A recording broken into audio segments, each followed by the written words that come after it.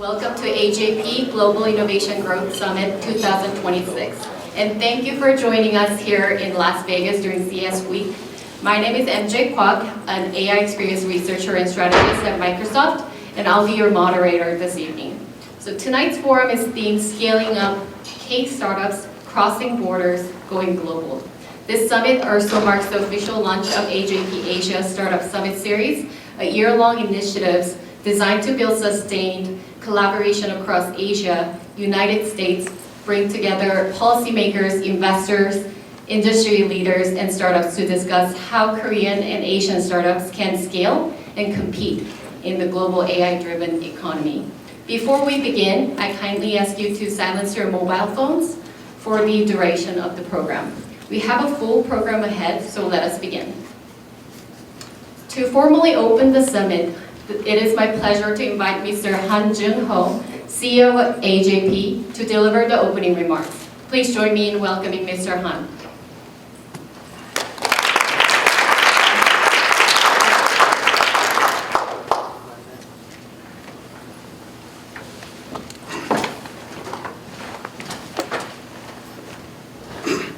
존경하는 내 기빈 여러분, 그리고 글로벌 혁신의 중심인 CES 기간 중 바쁜 일정에도 이 자리에 함께해 주신 모든 분들께 진심으로 감사드립니다.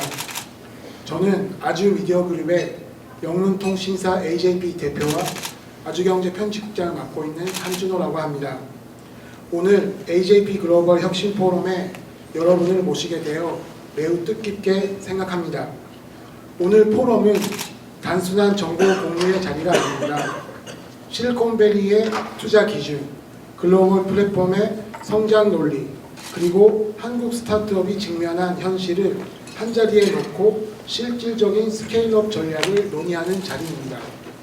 AJP는 오늘 이 라스베이거스를 시작으로 베트남, 중앙아시아, 중동으로 이어지는 글로벌 스타트업 포럼 시리즈를 준비하고 있습니다. 오늘 논의가 그 첫 출발점입니다. 앞으로 AJP는 아시아의 혁신이 세계와 연결되고 스타트업의 아이디어가 글로벌 자본과 시장으로 이어질 수 있도록 미디어 그 이상의 가교 역할을 해나가고자 합니다. 오늘 이 자리에 모인 연사 여러분, 그리고 참가자 한 분 한 분의 통찰이 K-스타트업의 다음 도약을 설계하는 데 중요한 이정표가 되리라 확신합니다.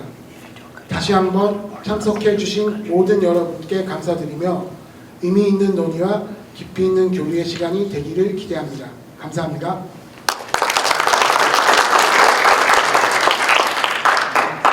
Thank you very much, Mr. Han. Next, it is my honor to introduce a special message from Mr. Young-gil Kwok, Chairman of Ajumidiorgroup. Chairman Kwok is unable to join us in person this evening. However, he has prepared a pre-recorded message produced using AI-assisted editing technology, reflecting the innovative spirit of this summit. Please turn your attention to the screen.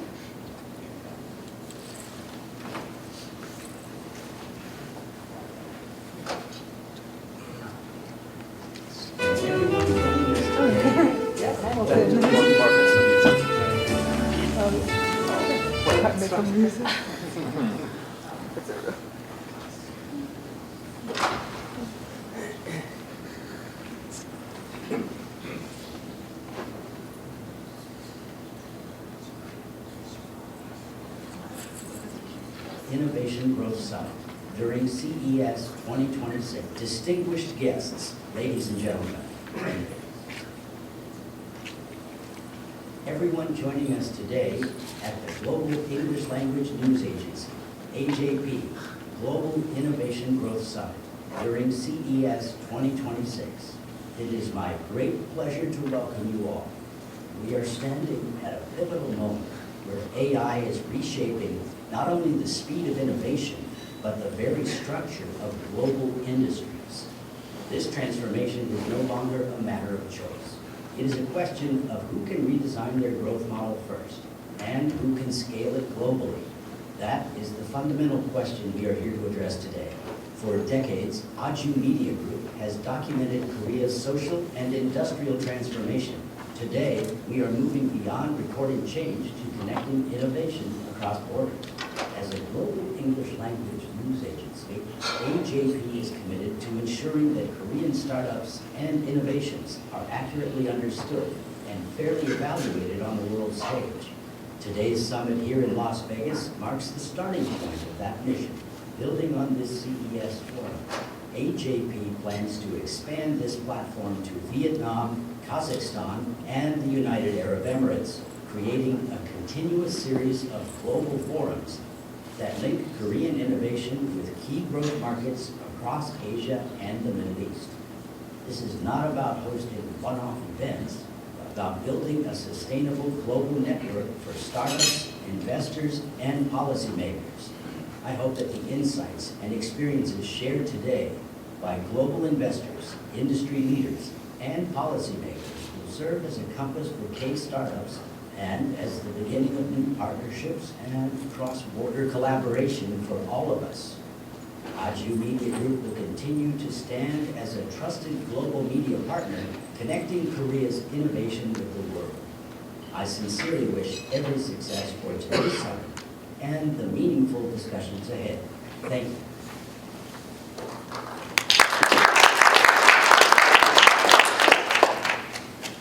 Thank you, Chairman Kwok, for your message. We'll now move into our congratulatory remarks reflecting the strong public-private commitment to global startup growth. Please welcome Vice Minister of Science and ICT, Jae-myung Ryu.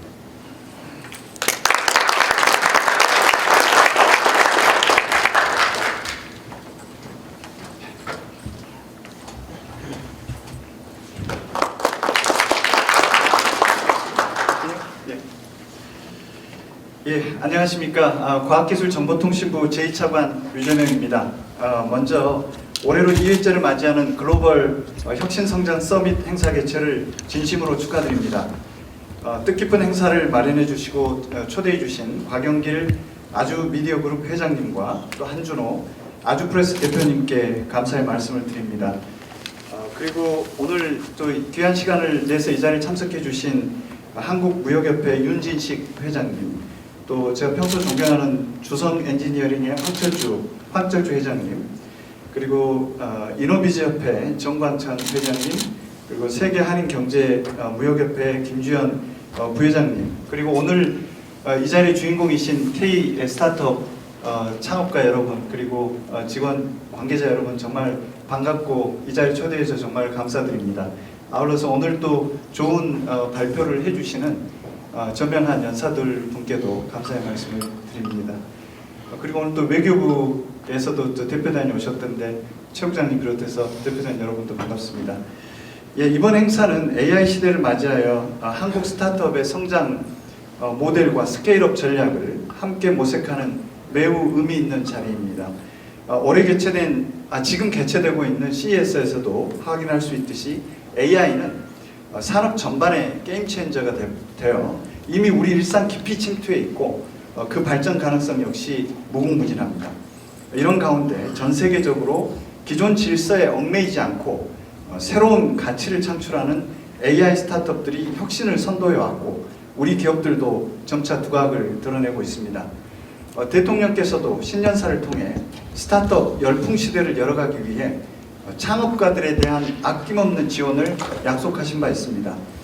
창업가들이 지금보다 더 자유롭게 도전하고 마음껏 혁신의 길을 개척해 나가기 위해서는 정부의 노력도 중요하다고 생각합니다.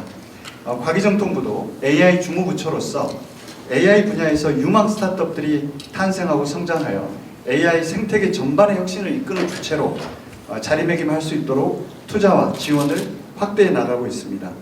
올해는 전년 대비 약 3배나 늘어난 10조 원 규모의 AI 예산을 투입합니다. 이를 통해 고성능의 GPU 확보와 AI 데이터 센터 구축, 또 글로벌 수준의 AI 파운데이션 모델 개발 등 AI 혁신과 확산을 뒷받침할 생태계 조성에도 속도를 낼 예정입니다. 특히 이러한 AI 인프라를 대기업뿐만 아니라 우리 스타트업도 고루 활용할 수 있도록 GPU 확보분의 약 30%를 중소벤처기업에 우선 배정하는 등 스타트업의 혁신과 성장을 뒷받침하겠습니다. 아울러 이와 더불어서 AI 혁신을 이끌고 있는 스타트업들의 빠른 성장과 글로벌 도약을 위해 전년 대비 2배 수준의 AI R&D 예산을 편성하고 해외 실증 지원 규모도 확대해 나가고 있습니다. 앞으로도 저희 과기정통부는 중기벤처부 등 관계부처와 협력하여 우리 AI 스타트업들이 전 세계적인 혁신을 선도하는 핵심 주체로 거듭날 수 있도록 다양한 지원을 아끼지 않겠습니다. 끝으로 오늘 글로벌 혁신성장 서밋 개최를 다시 한번 축하드리며 이 자리에 함께하신 모든 스타트업들의 성공적인 도약을 진심으로 기원합니다. 오늘 이 자리에서 논의될 AI 스타트업의 스케일업 정책 제안 하나하나가 앞으로의 정책과 생태계 설계에 중요한 참고가 될 것입니다. 앞으로도 정부는 여러분의 과감한 도전을 응원하고 든든한 지원군이 되도록 최선을 다하겠습니다. 감사합니다.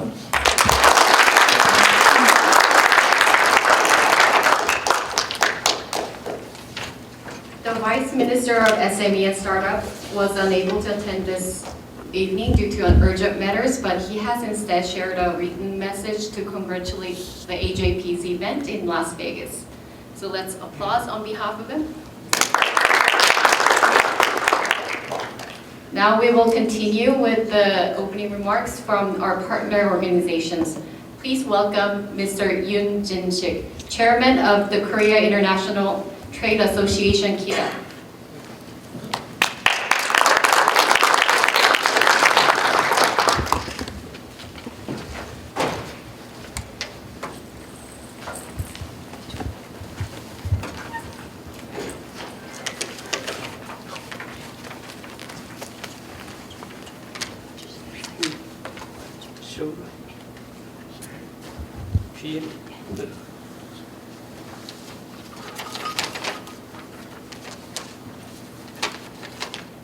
네, 여러분 안녕하십니까? 저는 한국무역협회 윤진식 회장입니다. 오늘 이렇게 아주 훌륭한 이런 기회를 마련해 주신 아주경제의 곽영길 회장님께 감사를 드리고 또 AJP의 한준호 편집국장님께도 감사를 드립니다. 존경하는 AJP 관계자 여러분, 그리고 이 자리에 함께 해주신 국내외 스타트업, 투자자, 기업인, 그리고 정부 관계자 여러분 안녕하십니까? CES라는 CES 2026이라는 세계 최대 혁신의 무대에서 AI 글로벌 시대 다시 설계하는 K-스타트업 모델이라는 주제로 AJP 글로벌 혁신 성장 서밋이 열리게 된 것을 매우 뜻깊게 생각합니다. 특히 이 자리를 준비해 주신 아주미디어그룹과 AJP 관계자 여러분께 감사를 드립니다. 오늘 우리는 AI 시대에 한국과 아시아의 스타트업이 어떻게 글로벌 시장과 연결되고 성장할 것인가를 논의하기 위해서 이 자리에 모였다고 생각을 합니다.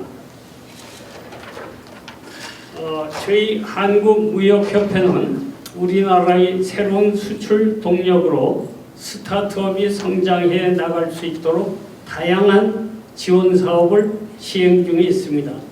최근 실시한 조사에 따르면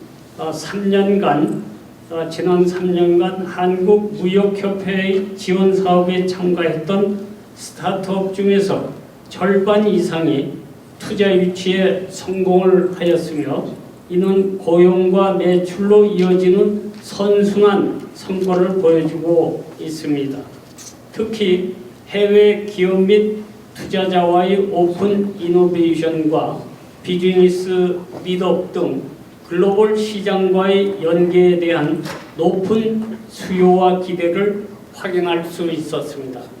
오늘 아주경제와 함께하는 이 자리에서 AI 글로벌 시대 우리나라 스타트업이 더 잘 연결하고 더 빠르게 협력하며 더 넓은 시장으로 확장할 수 있는 다양한 생각들이 활발하게 논의되기를 기대합니다. 다시 한번 AJP 글로벌 혁신 성장 서밋 개최를 축하드리며 이 자리에 함께 하신 모든 분들의 새로운 도전을 응원합니다. 감사합니다.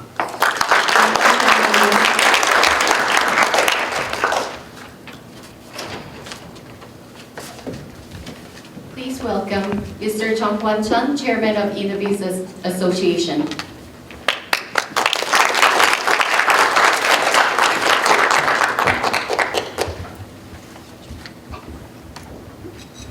네, 인사드리겠습니다. 안녕하십니까. 한국이노비션협회 정광천 협회장입니다. 반갑습니다. 먼저 사실 혁신의 중심지 이곳 라스베이거스에서 AI 글로벌시대 다시 설계하는 K-스타트업 모델이라는 뜻깊은 주제로 서밋을 개최해 주신 아주미디어그룹 곽영길 회장님, 또 우리 AJP 한준호 대표님 여러 가지 역할 많이 하고 계시는데 그리고 관계자 여러분께 깊은 감사의 말씀을 드립니다. 더불어서 인사 말씀이 있었습니다만은 바쁜 직전 중에도 저희 K-스타트업 글로벌 진출 격리하기 위해서 함께해 주신 우리 유재명 과학기술정보통신부 차관님, 그리고 방금 인사하신 우리 인진식 한국협회 회장님, 또 김지연 세계 한인 경제무역협회 우리 부회장님, 그리고 황철 회장님은 여러 가지 역할을 하고 계셔서 근데 우리 한국발명진흥협회 회장님도 지금 겸직하고 계십니다. 진심으로 환영의 인사를 드리고요. 사실 이 자리에 함께하신 모든 우리 기업분들, 그리고 또 스피치 하실 분들, 또 이 자리를 준비해 주신 모든 분들께 깊은 감사의 말씀을 함께 전하겠습니다. 저희 이노비즈협회는 대한민국 정부의 기술혁신형 중소기업 인증제도인 이노비즈 인증의 관리기관으로서 현재 약 2만 3천여 개의 혁신 기업들을 육성하고 지원하고 있습니다. 저희 이노비즈 기업들은 현재 총 매출액 약 327조 US 달러로 약 2,500억 달러 정도의 매출을 보이고 있고요. 수출액도 293억 달러에 달하는 우수한 기술력을 보유하고 있으며 대한민국 경제 발전에 핵심적인 역할을 수행하고 있습니다.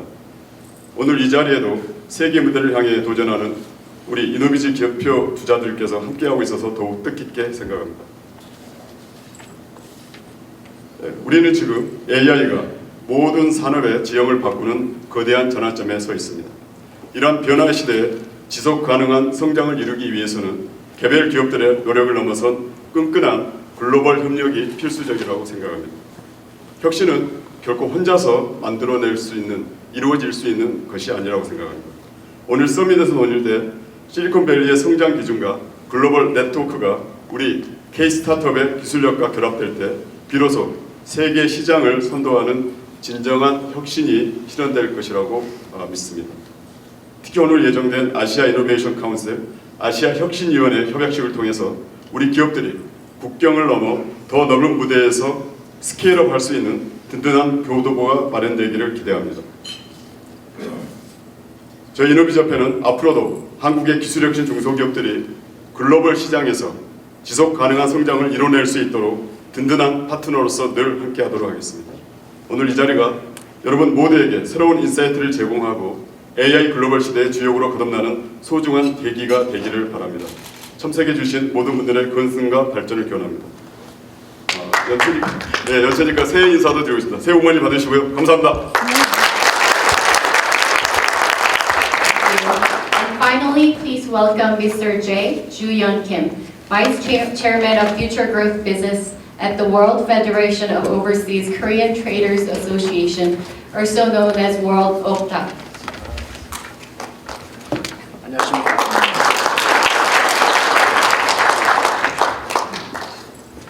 박종금 회장님께서 이재명 대통령이 중국 공식 방문 단위로 가셔서 제가 여기 사업 담당 부회장인 김주현 인사드리겠습니다. 대도하게 되었습니다.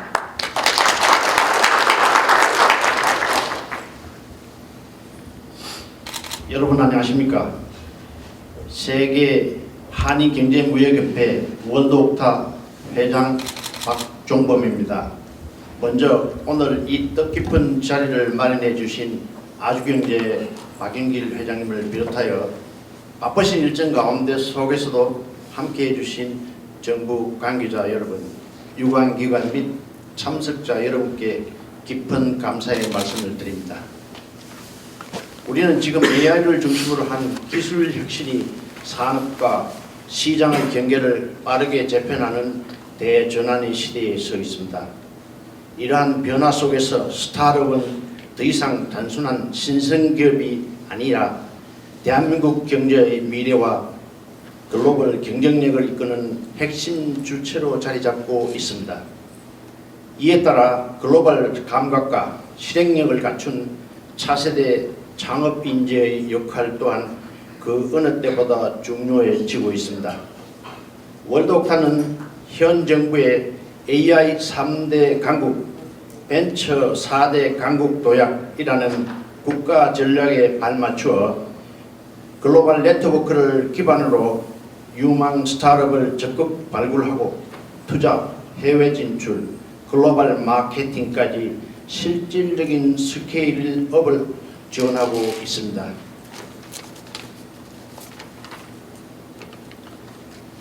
이미 2025년 10월 인천 송도에서 열린 세계 한인 경제인 대회를 통해 제1회 글로벌 스타트업 대회를 개최하여 국내외 100여 개 스타트업의 글로벌 진출을 지원한 바 있습니다. 또한 올해 3월 서울 코엑스 강서대회와 10월 대회를 통해 대한민국 최초로 전략적 투자와 월드옥타 글로벌 마케팅 해외 전문 투자 네트워크가 결합된 AI 글로벌 스타트업 대회를 준비하고 있습니다. 이는 IMF 외환위기 당시 해외 동포들이 달러를 보내 조국의 위기를 함께 극복했던 연대의 정신과도 맞닿아 있다고 생각합니다. 오늘날 월드옥타는 글로벌 한인 경제 네트워크를 통해 대한민국의 미래 산업을 함께 일으켜 세우고 있으며 연어가 고향으로 돌아오듯 다시 모국을 향해 힘을 모으고 있습니다. 아울러 스타트업의 근본적인 경쟁력 강화를 위해 미 실리콘밸리 전문 엔터프너십 교육과정을 스타트업 참가자들에게 무상으로 제공하고 이를 필수 이수 과정으로 운영하고 있습니다.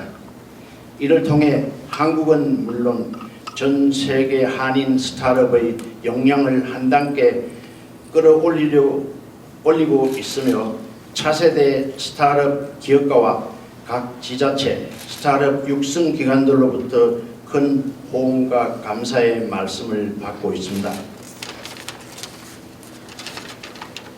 그동안 월드옥타는 전 세계에서 2만 6천여 명에 이르는 차세대 무역스쿨 수료생을 배출하여 글로벌 비즈니스 인재를 꾸준히 양성해 왔습니다.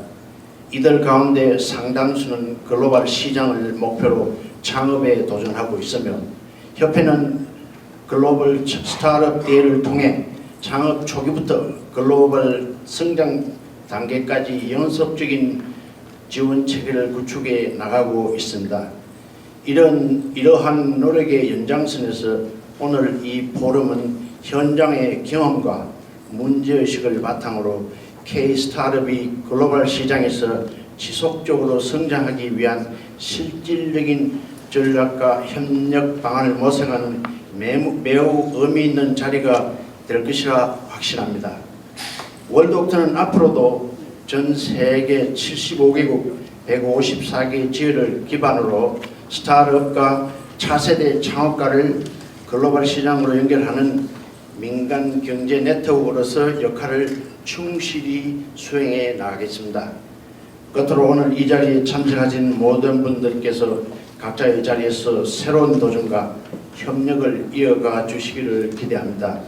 이 포럼이 여러분께는 새로운 기회와 연결의 계기가 되고 대한민국 스타트업 생태계에는 한 단계 더 도약하는 뜻깊은 출발점이 되시기를 진심으로 응원합니다. 감사합니다. 월드옥타 회장 박동근 대표.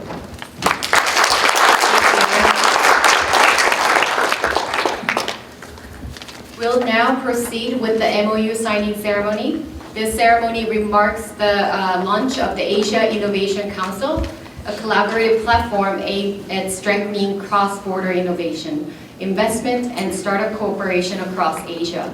I would like to invite the participating representative to the stage.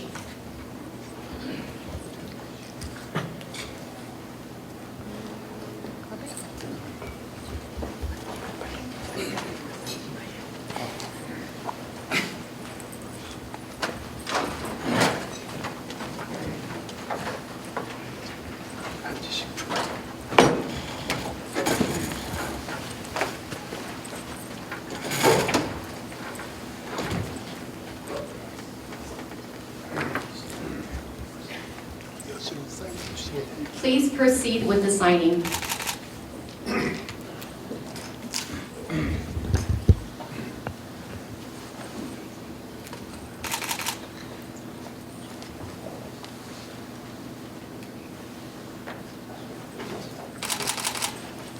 한번 들어봐 주십시오.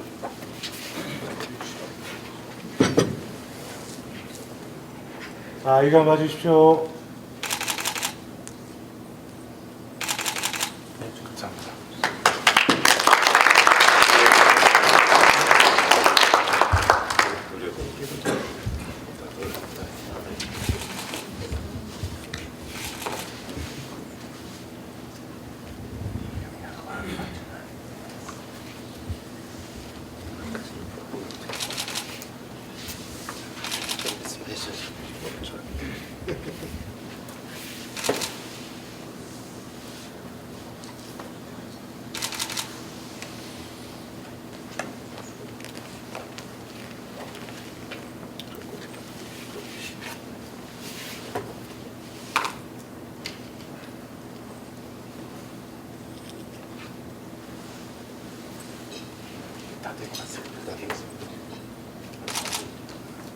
한번 더 들어가.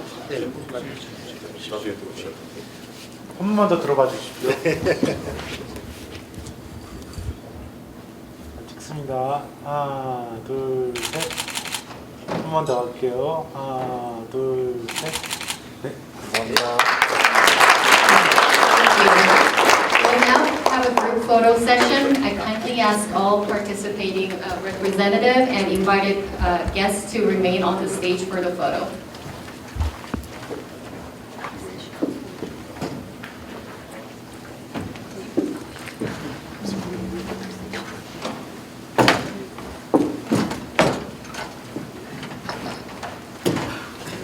잘 조심해야 돼요.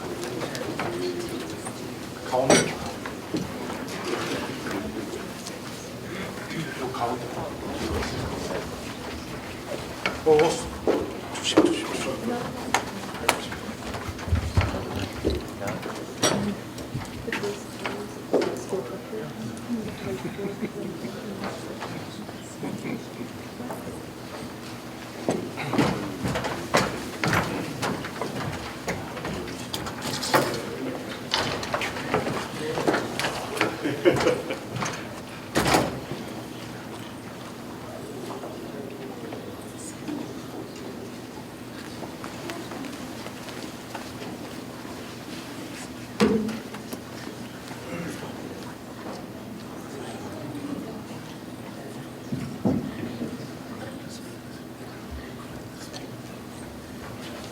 I kindly ask all the signatories and invited representatives to come up to the stage for the group photo.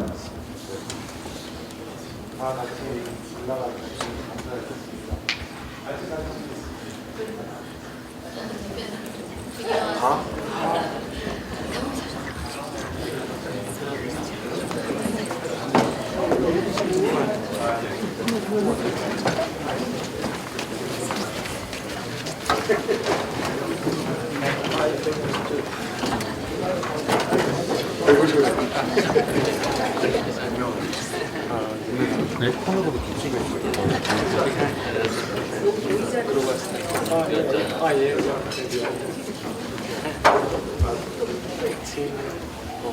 교수님 앞에 나와.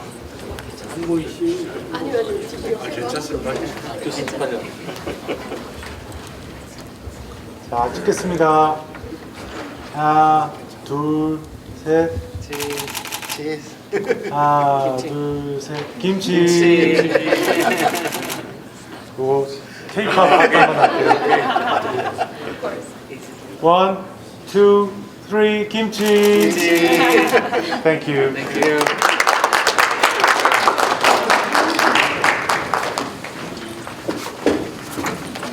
you. This concludes the first part of our program today. We'll now move into the dinner section and informal networking. Please enjoy the meal and take this opportunity to connect with the fellow founders, investors, and partners. We'll resume promptly at 7:20 with our keynote sessions. Thank you.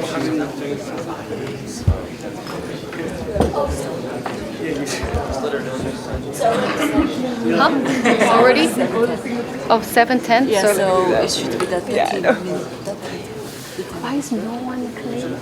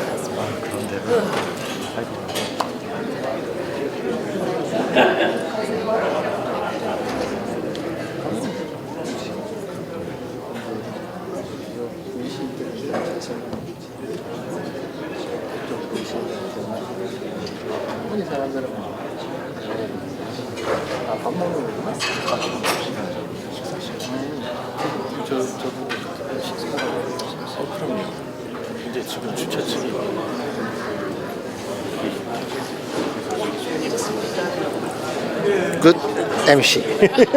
Good MC.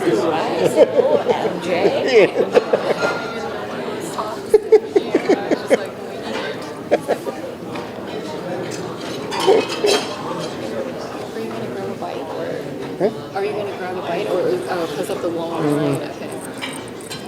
좀 이따 저는 이렇게 풀. Yeah, I told them if there's like wall lunch and stuff.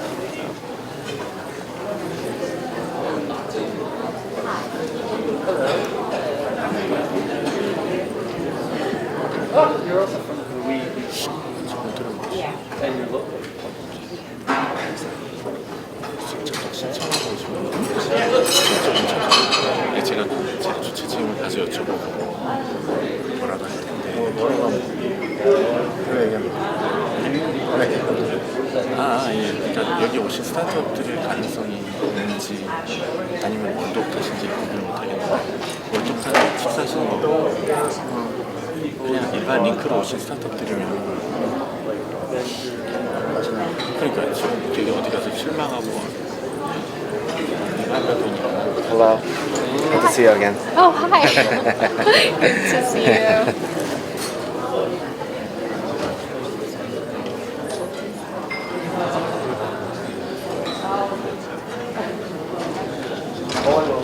There's plenty of people waiting.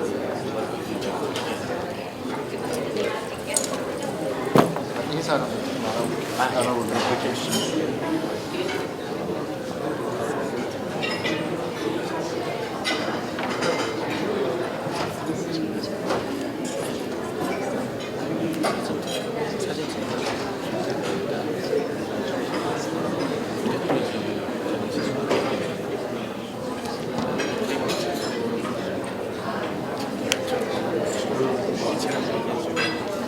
어쨌든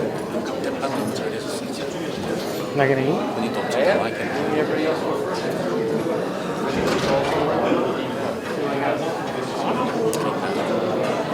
이게 지금 어쨌든 다 떼어줬잖아요 지금. 진짜 그러니까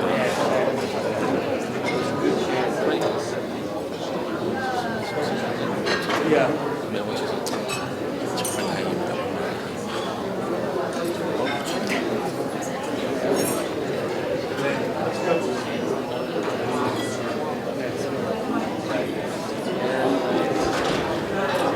잘 넘겼어요. 그리고 이제 본 세션을 잘 안 돼요. 본 세션만 빨리 시작해요. 가버린 사람들이 좀 붙들고 좀 있으면 좀 VC2 이런 거 가버리지.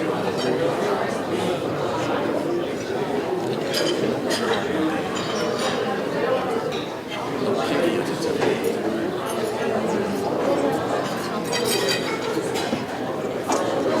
내가 문제 있다고 했더니 인사말은 2분 하는 게 짜리겠다고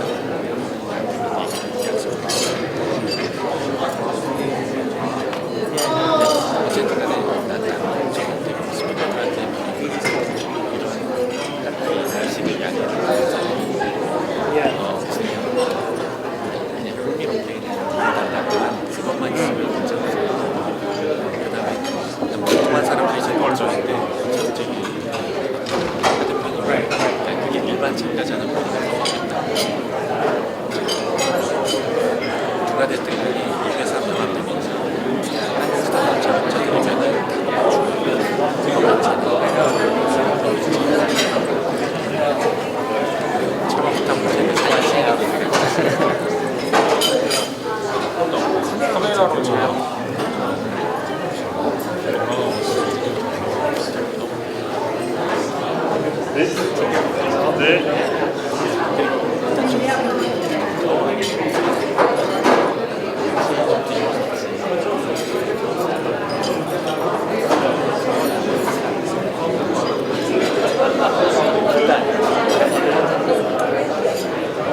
이 친구들하고 이제 새로운 거 저것도 올라가요.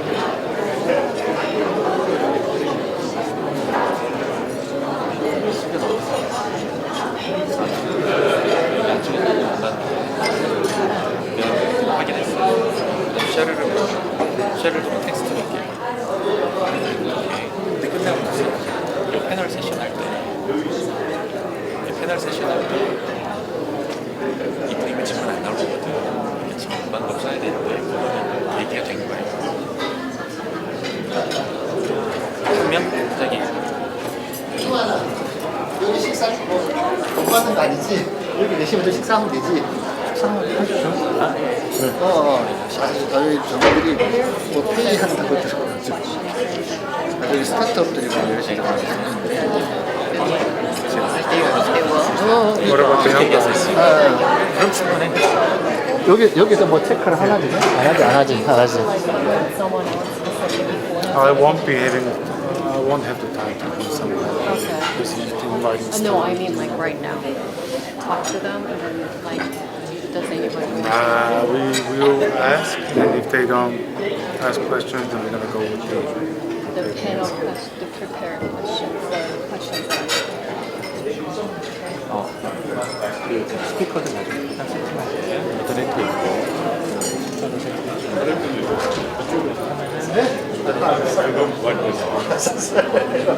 지금 패널을 더 올려서 핸드폰 신고할 때 아침에 더 드린다.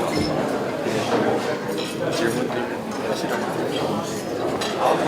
질문 안 나올 거라고 예상돼 역할을 맡기려고 생각했거든요. 그러니까 그거는 내부에서 얘기가 된 게 없어서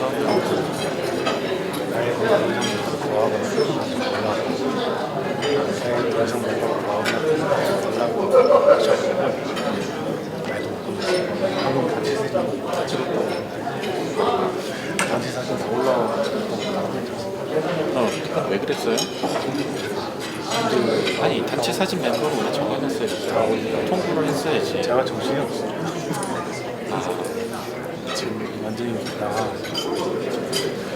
일은 다 하고 나중에 그거는 일할 예정이에요. 누가 방금 나갔어요?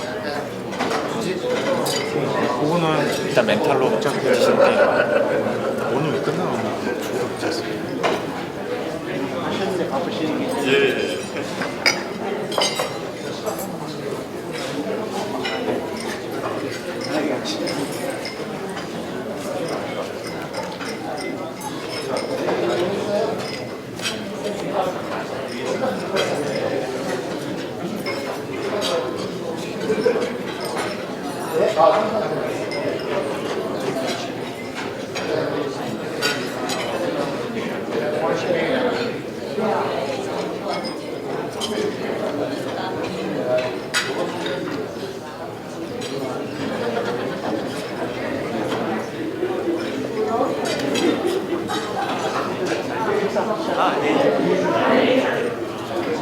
말씀 잘 들었습니다.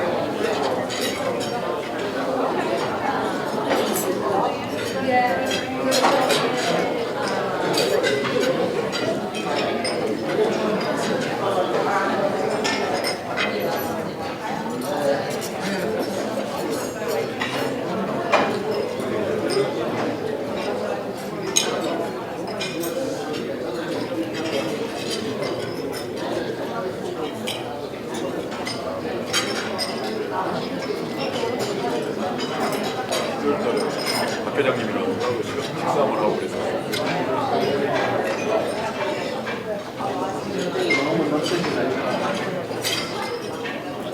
또 한 번 더 수고하시고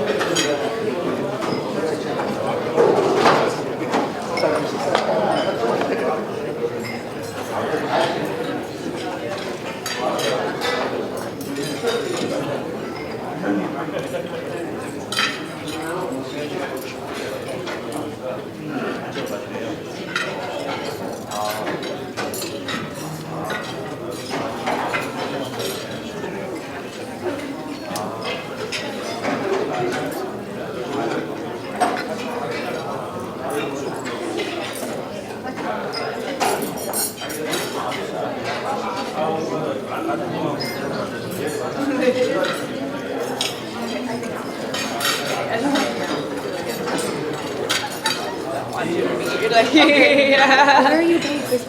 LA. You know, okay. Oh, yeah, but you can see MJ. Hi, I'm very friend of Cheryl. Yeah, I'm Karina. Are you my friend? Yeah, you're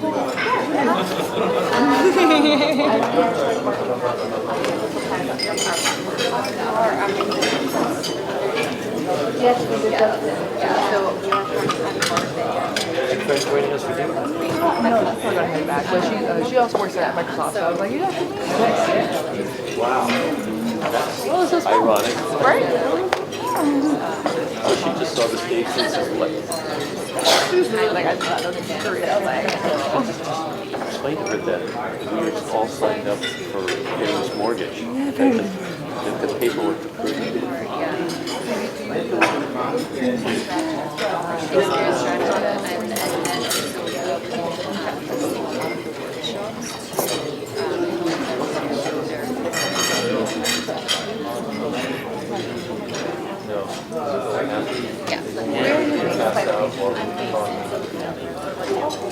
I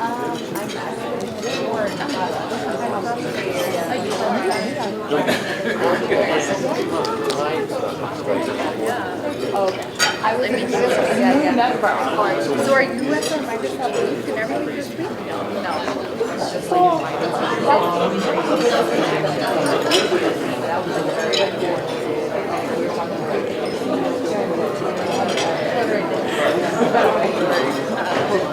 Like 2 other people? No, businesses.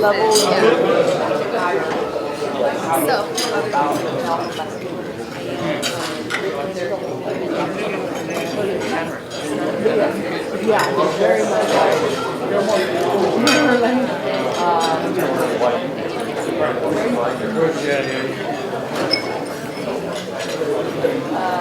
There's some of these things like kind of but he was specifically looking at it. I wanted to get involved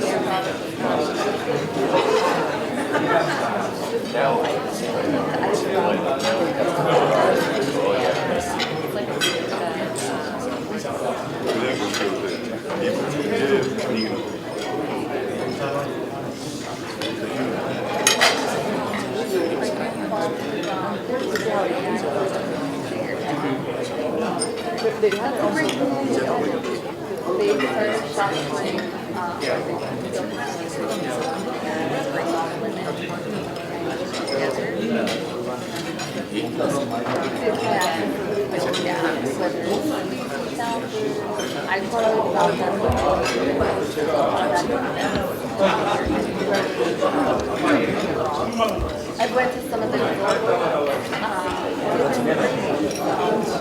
great community in Texas.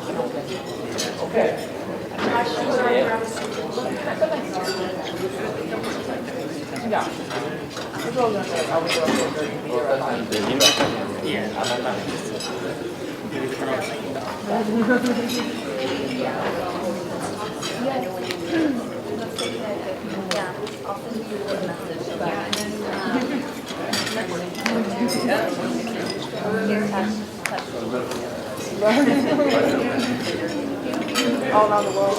Yeah. Well, let you guys go so you guys enjoy dinner. Nice to meet you guys. Yeah. And I'll go in the corner. Yeah, don't worry about it. Bye, guys.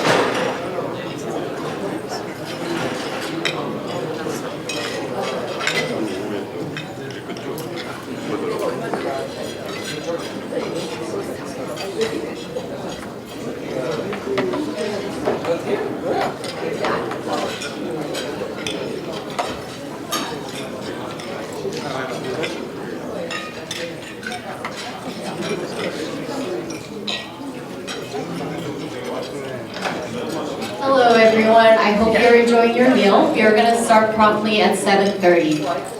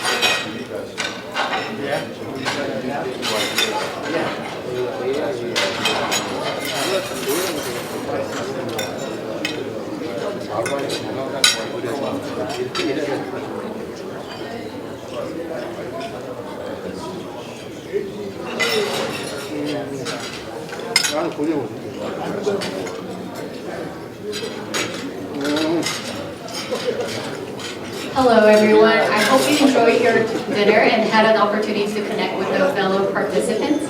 We'll now resume the second part of the AJP Global Innovation Growth Summit 2026, beginning with our keynote sessions.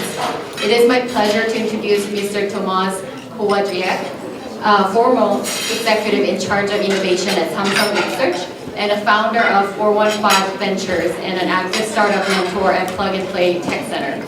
With extensive experience translating advanced technology into global business impact. Please welcome Mr. Kowadziak.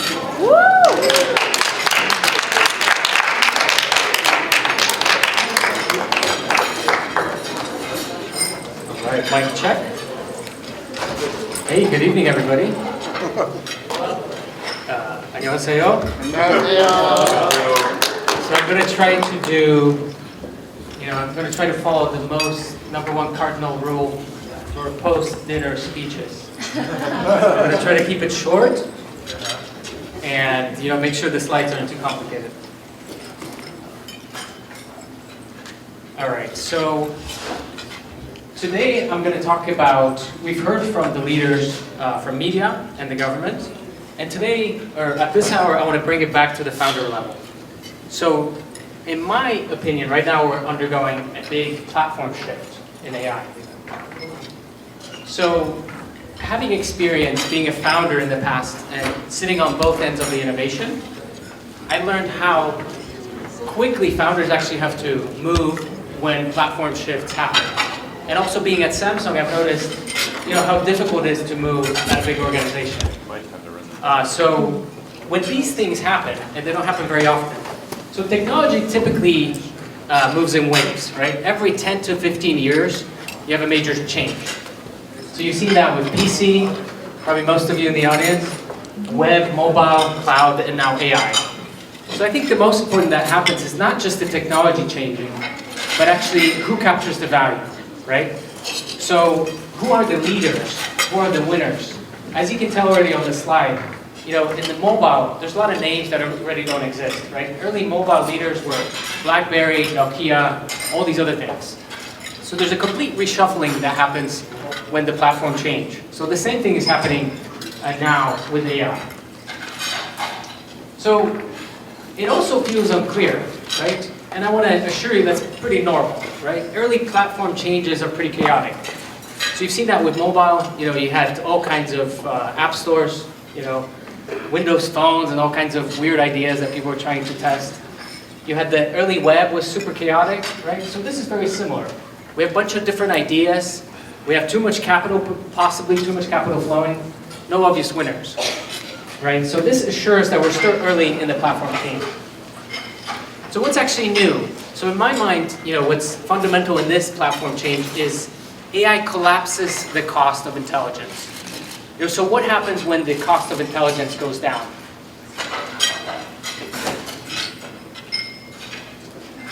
When the cost of intelligence goes down, it no longer is something valuable, right? So if intelligence is cheap, it's not the source of value, right? So the value moves to something else. We see all kinds of models converging today. You have all the big players doing similar capabilities or continue to do similar capabilities. So you can probably predict that models will become omnipresent. Everybody will get access to them. They'll be pretty cheap. And as we all know, commodities don't create durable moats. It's just like providing electricity, right? So you'll have a bunch of these models that are somewhat similar. Everybody will get access to them. So what happens next? The real question, I think, is, where does the value sit? If the intelligence is cheap, and this is new, right? Early platform shift for computers, we were discovering new intelligence. Now, the intelligence is not only there, but it's omnipresent, cheap, and very accessible. So where does the value get captured? So I call it from raw intelligence to real integration. So if we have the intelligence available on demand and everywhere, what becomes important is not what's abundant, it's what's scarce. And what's scarce is distribution, right? So all of the companies that have good distribution, workflow ownership. So you're no longer just providing intelligence as a company. You have to provide the intelligence where the work happens, right? So where the workflow is happening. User experience. So when you have a bunch of intelligence, again, you're going to choose the ones that you trust, those that have the right user experience that you trust, right? So you want to be exactly where that is. And again, the value also moves to vertical focus. So if you're vertically focused, you have more chances of not being replicated, right? Now, moving on to the platform, we don't know the ceiling yet, right? We know this thing is big, and probably the least favorable outcome, this thing is going to be as big as the internet, right? So most likely much bigger, maybe, uncertainty brings skeptics, right? Is this going to be too big? Are we over, analyzing this? Is this a bubble? Or other people say, hey, that's another tech trend. I think the point is here is going to be at least as big as the internet, right? Or mobile. That's already enough. So you don't need to figure out, is this, you know, real big shift? It certainly is big and might be just even bigger. So as you know, internet brought companies like Google, mobile had all kinds of things, new workflows coming in, companies like Uber and things like that. So this is kind of the same pattern. Now, once we know this platform is there and it's accelerating, it's big, what happens to companies and what happens to startups? I think one of the big insights is AI accelerates global competition. So you no longer can just build something in separation in Seoul. You immediately become global, right? You're playing in the leveled playing field. With AI, it's so much easier to copy something. It's so much easier to gain capabilities. So suddenly, all startups, all companies are competing on the global stage. So that's the pessimistic side. The optimistic side, you can get access to all these capabilities really quickly, right? But the important thing is you can't just think of go-to-market as a startup for scaling. You no longer have this protection of a local market. You have to immediately step into global stage, or at least think about what are your first steps in the global stage, right? Because when you're a startup in Korea, you're already competing with other companies globally that are emerging. So I see a lot of nods, so that's a good sign. Now, how value is created today? It's easy to think that we're straight going to jump into this AI outcome, which is sci-fi-like. But typically what happens, we have first absorption, where you absorb the intelligence, and you see that in different workflows. Part of the reason Microsoft, a little nod over here, is winning with Copilot is because they were able to put it in Office, right? Not necessarily that they have better models or better intelligence. So absorption happens first. So you automate obvious work, you unbundle slow workflows, and then finally redefine categories. So if you are a startup, you should still focus on the difficult problems first, not necessarily reach for the sci-fi scenario, because those who adapt quicker in this AI platform shift typically win. So again, what are the opportunities? So my practical direction from an investor's standpoint and former Samsung guy, I can tell you, focus on painful domain-specific workflows. So pick a domain that you're strong with, whether that's something very boring that you have background in, logistics or medical records. Painful domain-specific that others aren't trying to solve. Design global distribution early. Again, you're going to compete very quickly on the global stage. You can't forego that step. Embed AI into real products, not just demos. Demos look good, but if you're embedded in the workflow, it's much harder to get you out of that, right? You're going exactly where the customers are already opening. They're opening their Gmail, there's intelligence there, and so on. And try to use AI to amplify existing strength. So whatever you're doing, use AI to amplify it. That's why I think a lot of the big companies that will emerge won't necessarily look like AI labs. They're going to look like great software companies that maybe aren't AI native, but use AI as an amplifier. So on the last optimistic note, remember AI doesn't necessarily replace great teams. It just resets the game. So thank you very much. We'll move to the Q&A. 감사합니다.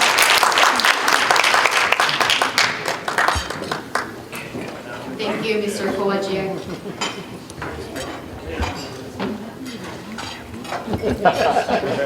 That was true.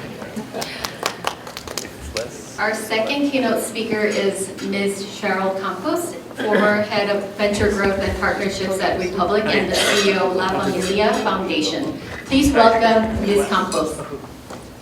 Yeah, no. I know you're not sleepy. Thank you.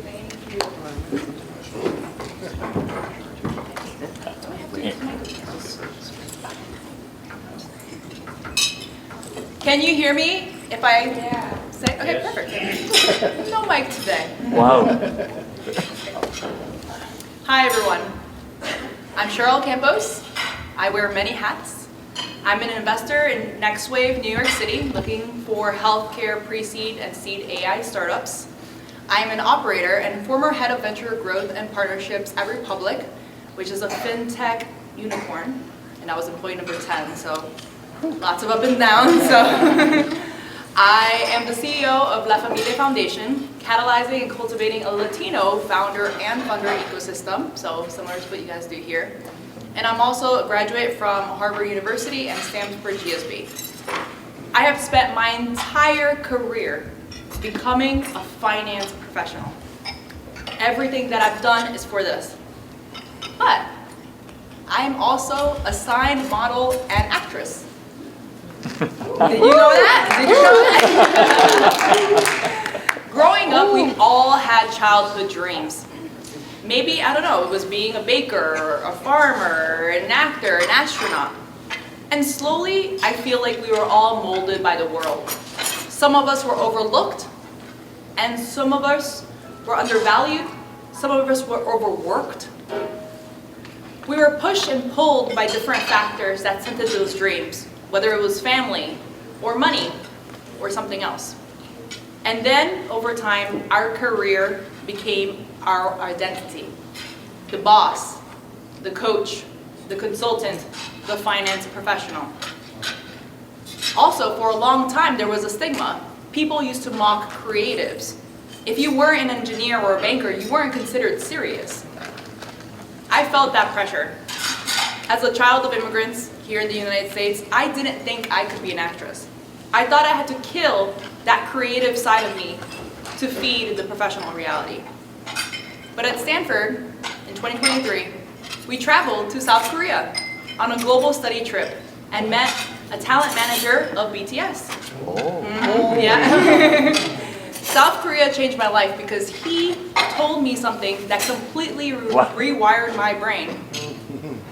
He said, Cheryl, in America, you discover talent. But here in South Korea, we develop talent.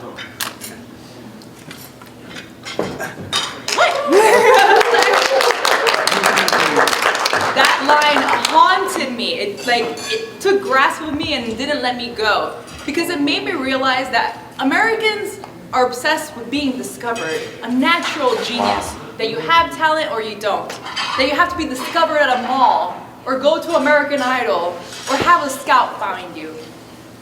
Meanwhile, he was arguing that Koreans are focused on hard work and effort. And I was like, yeah, I could change my life. And so, I went home and applied that Korean mindset to what I wanted to do. I always wanted to act. So I enrolled in an acting intensive in Hollywood during my MBA summer. And I was horrible. I was so bad. I was especially with so many different international stars that just wanted to break into the US market. But I put in the work. I listened to podcasts. I read books. I went to industry parties. I kept growing. And now I'm in commercials for Microsoft, actually, so exciting. I am lead roles in Call Sheet #1, and I'm also represented with agents and managers, and I've joined SAG-AFTRA in just my first year of acting. So, it was a lot.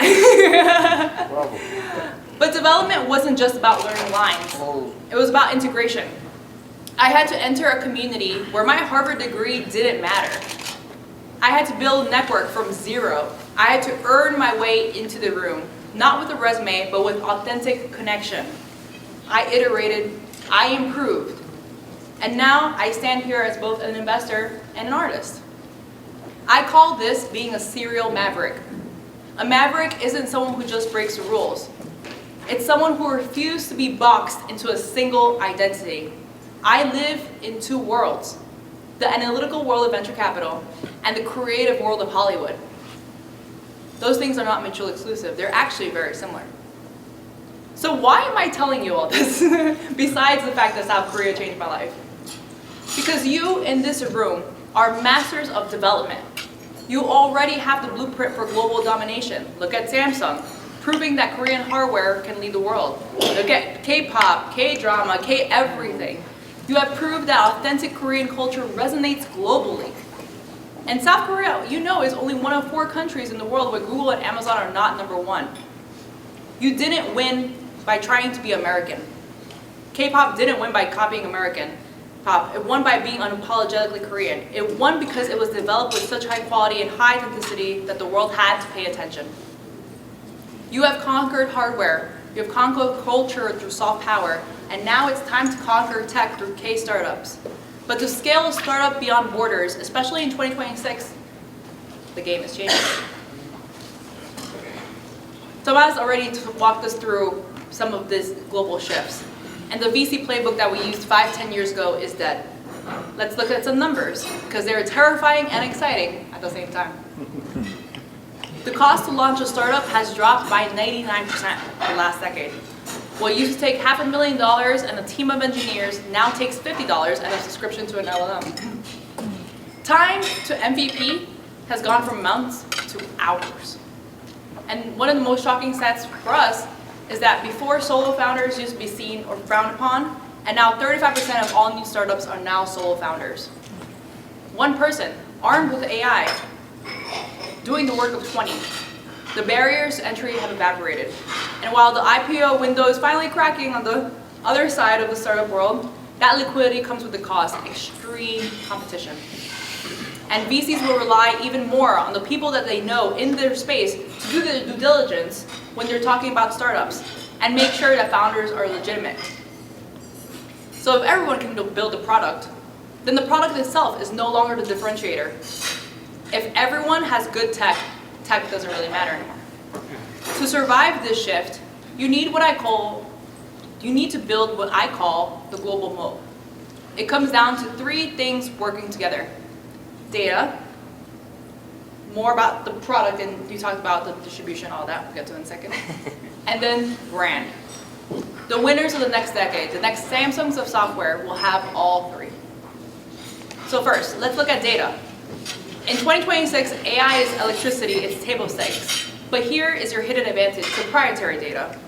Similar to what Tomas said, it's about taking some of those less glamorous things, but the ones that you can specialize in. Especially coming from Asian markets that US companies do not have. You understand consumer behaviors here that are invisible to Silicon Valley. And that is your edge. Don't just export your software, export your insights. And then there's product. And I don't just mean features. Because once again, the product needs to be good on its own to compete.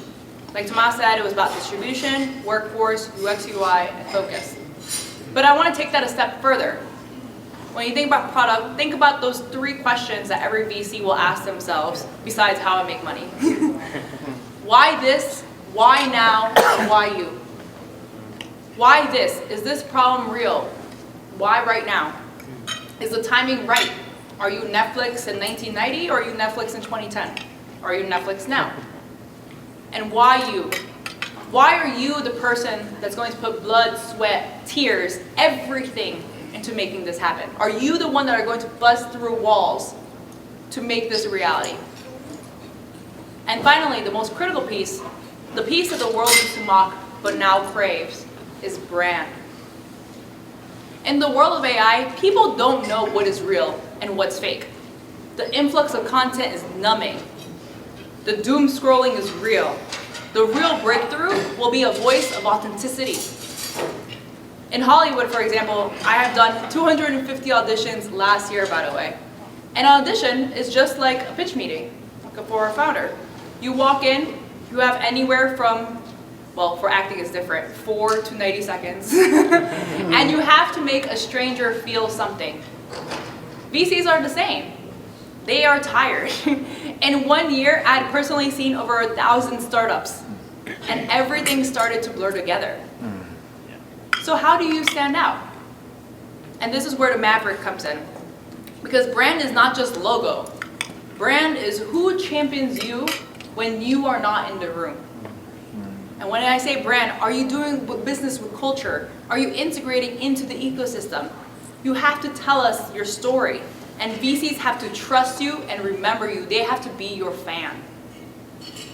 You, actually, are the startup.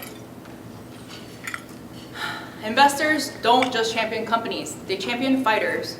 And they want to know when the money runs out, the servers crash. And I remember this for Republic. We all had to take pay cuts at one point. We all had to struggle together to make it out alive. That resilience That's part of your brand. And then you also have to do what I did when transitioning to Hollywood, is you have to build your community. You've already taken the first step by being right in this room. You are all here to support and uplift each other. Do not think that there's a scarcity mindset. Have an abundance mindset. You all can collaborate and win together. And stop hiding behind corporate identities. Show us your scars. Show us your passion, because culture and capital are converging more and more. Lean into that. Data and product proves you're viable, but your blood, sweat, and tears and your brand will prove you are valuable. And I know scaling globally is scary. I know imposter syndrome is real. But remember, you know how to do the work. You know how to develop excellence. Now lean into your voice, build your global moat, build bridges right here, and become a serial maverick. Thank you.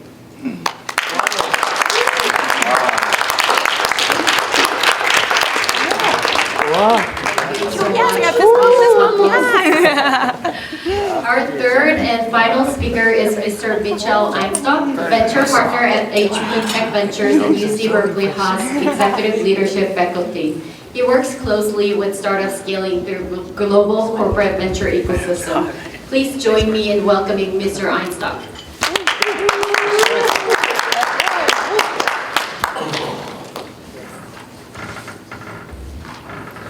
Right.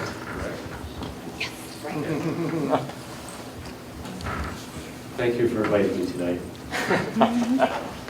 I'm going to build a little bit on what Cheryl said and Tomas said, and actually Tomas was very helpful in reminding me about a number of the things I wanted to bring up this evening. So he has some credits on this particular slide. But I'm going to go into a little more detail to try and help you understand some of the things that we face as investors as we're seeing early stage companies coming from outside the country, especially what I see coming from Korea. So something a little bit about me. Who is this guy standing on the stage and why should I listen to him? So I'm a partner, as I said, at HPteKVentures, venture partner. I'm actually in 2 other funds as well. I'm also with Ignite Excel Ventures, for those of you that know Claire, and I'm also with Silicon Valley Venture Group. They're different stages, they have different themes. I'm going to probably look at, just like Cheryl, about 1,000 companies this year, like I did last year. I'm going to probably talk about 200 VCs and talk about syndication and things we should be doing together. There's a lot of things going on. We're going to talk about time management and why VCs tend to treat you poorly when you're not prepared. I've got a lot of years of operational experience. I worked at Apple, worked at HP, did 5 early and later stage startups. 1 blew up, came back to life. 1 exited Marvell, 1 exited to Sony. Being part of the first 10 people in a company is quite a thing to survive. One of those startups was a guy named Steve Blank that wrote something called the Lean Startup. Spending time with Steve was quite the experience. And of course at Apple, the other Steve that I had to put up with. So I've been around the block, I've got a lot of scars, and you know, good judgment comes from bad experiences. One of the great things about working with mentors like us is that we can stop you from stepping in potholes that we've already gone through. You don't have to do it again if you simply just listen to us. So I'm a case advisor, independent board member, and I'm going to give you a little tip. HP publishes something that you can take advantage of. We have something called the HP Megatrends Report, that website that's there. I'm sorry about no QR code. They build a report every year, or every so often, that they use with their executive management to decide what they should be doing next. How has the world changed? What are the mega trends? And they publish part of it publicly. And if you need to use some of that for some of your justifications, to explain what you're up to, why the world works the way it does, you're free to use that material. So please feel free to go and do that. So there's a lot of very small text there at the bottom. This is something I tell startups never to do. But basically it says, I spend a lot of time in Korea. I'm there at least 3 times a year. I've worked with most of the government organizations, KIDA, KOTRA, KIC, Gyeonggi. They bring me in to try and help solve the problem of what happens when you show up in America and why are they not getting traction. And I'm going to walk you through some of the common mistakes that I see often. So this is real practical information you can use, and please take it seriously. So first of all, a lot of times Korean companies don't change to the Silicon Valley format when they're presenting. They present the Korean format, which is perfectly fine in Korea. You know, you have 3 pages of history about how you bought buildings and your family operations and all this. And it's really problematic for us because all we want to know is like, what is it? Who is it for? And how do we make money together? And if you start a history lesson, they just pick up their phones and start looking and scrolling until you get through that part. So you lose their attention. And we're going to go into that a little bit. Not targeting the right investors. I think any investor, you see them turning their badges around here at CES. Why do they do that? It's because someone sees an investor badge and they just leap out of the booth and they dump on you their elevator speech. It doesn't matter, you know, if I don't care. They want to tell me all about their company anyway. And the shame about that is I may not care about crypto, but the guy who does may have walked behind me and you wasted all your time talking to me when I didn't care. So you need to ask questions and you need to find out that you're targeting the right person before you start talking. Ask some simple things like, do you invest in this area? If they say no, stop. It's a really polite thing to do. We see not having traction, coming to the US and trying to get money and there's no traction story. We see long, bad pitches. Want to very quickly understand what it is. If we want to know more, we'll ask you for appointments and we'll have another meeting. Not having a good founder fit. What that means is that, to Cheryl's point, why are you doing this? What did you do in your past experiences? What did you do at school that makes you qualified to do this thing that's happening right now? And often we don't tell a story that says, here's why I'm the best person for this, and here's all the things I did before that proves that. Not having a good go-to-market. People come and they say they want to have business relationships. They want to meet various different people but they don't say like who. You know, one of the nicest things that founders can do for me is say, there's a company that I looked up and it's this name. Help me find more guys like this. And now I know what I'm looking for. But generically just coming in and not having a really good funnel and understanding who you're going after is a problem. Not having a good competition slide. This is a particular bugaboo for me. I find that, especially from your region, you think you have the only thing in the world that no one can beat you at. So I'm going to challenge you with a very simple test. The opening sentence that you have, like, I do this thing. I have an AI software piece, agentic, blah, blah, blah, that does this. Type it into Google and see how many companies come up. That's the first thing that any investor is going to do, and you'll see dozens of things. Now, there's nothing wrong with having competition, but if you're not 10 times better than the competition, it's a problem. So you need to have knowledge about who's there where you're going. I should never know more about your business than you do. So you should know who all your competitors are, and you should know why you're going to be better and you're going to win. 10 times better, maybe. Not having a financial model. We're going to talk about that a little bit, but we're investing in a business, really, not the product. Let's just assume for a moment the product's going to work. It's been tested. It's fine. Where's the model that shows me that it's going to be a financial gain for everybody? You're asking for money from people in the US. Well, we have tax implications. So if you don't have a Delaware C corporation, we've got lots of hurdles that we have to deal with. So if you're coming here, we expect that you're going to have a company here, people on the ground here, and you're going to take the friction out of us investing with you. One of the things I see that remain in many of the VC presentations is your Korean VCs insist that you have an IPO in 3 years.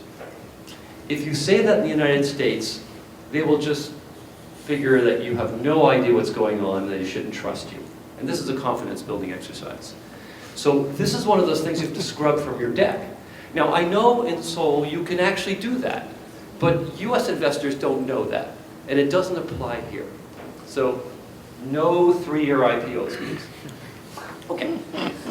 So if you're going to network and try to meet with people in either Boston or Silicon Valley, you have to capture the imagination of the audience.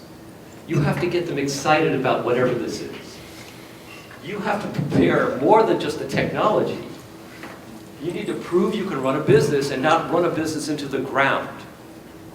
I expect to get my money back. If you're going to just say, give me money, I'm going to make this thing, I'm not interested. Okay? What is it that's in it for me? And showing me you can run a business is a key part of that. So we're talking about these presentations. A lot of times you're forced to do a 3-minute presentation. And this is where people get really confused. You try to have one presentation deck that solves all problems. If you're forced to go into a pitch presentation, which is going to happen in Silicon Valley, you're going to get 3 minutes, and that's it. Your job is not to explain every detail of your company. That presentation has one goal. If I look at this audience here, I don't know how many people do crypto, I don't know how many people do femtech, I don't know how many people here are just AI, B2B SaaS, but you're not generally going to be the target bullseye. That guy's not going to be in the office saying, oh, I have been waiting here all of my life for you, where have you been? That guy's not going to be in the audience. However, people like Cheryl and Tomas might know that person. So your job is to tell a 3-minute presentation that they can accurately repeat to their friend correctly. If it's full of technical jargon, if they can't remember half of the things that you said, you have failed. It should be, oh, I saw this robotic electric knee that could really help your mother-in-law out with. It's from this company, they're shipping in this date. A very simple set of sentences they should be able to walk away with. That's what that presentation's for. So someone will walk up to you and say, hey, give me the deck, or send it to my friend. That's the only purpose of that presentation. Then you can talk as much as you want if you get a meeting. But you cannot tell the entire story of the company in 3 minutes, and you cannot possibly have everybody remember your story and repeat it to someone else accurately. So, Silicon Valley format for the presentation. There's lots of people that can help you with that. And don't waste the investor's time.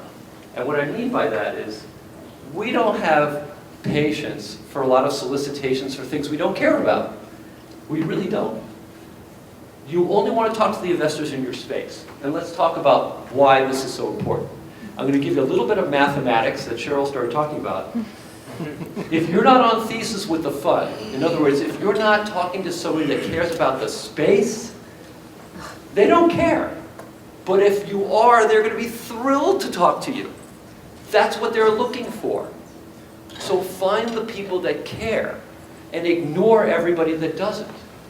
So if we go to do a little math here, you got 52 weeks a year, 6 weeks of vacation, 46 weeks are left. So if you spread out the 230 days we have a year, and we only have so many meetings we can have a day, 4 meetings a day maybe, the most amount of people I can talk to, if I'm really lucky, is 920 companies. That's a lot. If you're not ready, if you're not prepared, if you make a presentation and you flub it, you're not going to get another shot at this guy or this woman. There's no time for them to come back to you and ask you to do it over again. If you're not ready, you should not get on the plane and go anywhere until you are. Do all the homework somewhere else. You don't want to talk to a seed investor if you're a Series B. You don't want to talk to a Series B investor if you're talking to seed people. You need to be stage compliant and thesis compliant. And you need to know this before you start talking to them. You can ask questions. So target the right investors. Make sure they fit your strategy. Make sure the check size match. If you're raising $1 million and they only write $20,000 checks, stop. Make sure they have capital to invest. They may be raising a fund and they can't invest right now either. So you need to ask them, are they fundraising? Are they finished? Do they have dry powder? What's going on? Do they invest frequently? Are they strategics? A lot of people want to get business from corporates that are strategic investors. They don't make a lot of investments a year generally. So if you're going after them, you may have to be at the back of the line with a bunch of other things they're thinking about. What are we dealing with here? You need to know these things. You have to ask questions.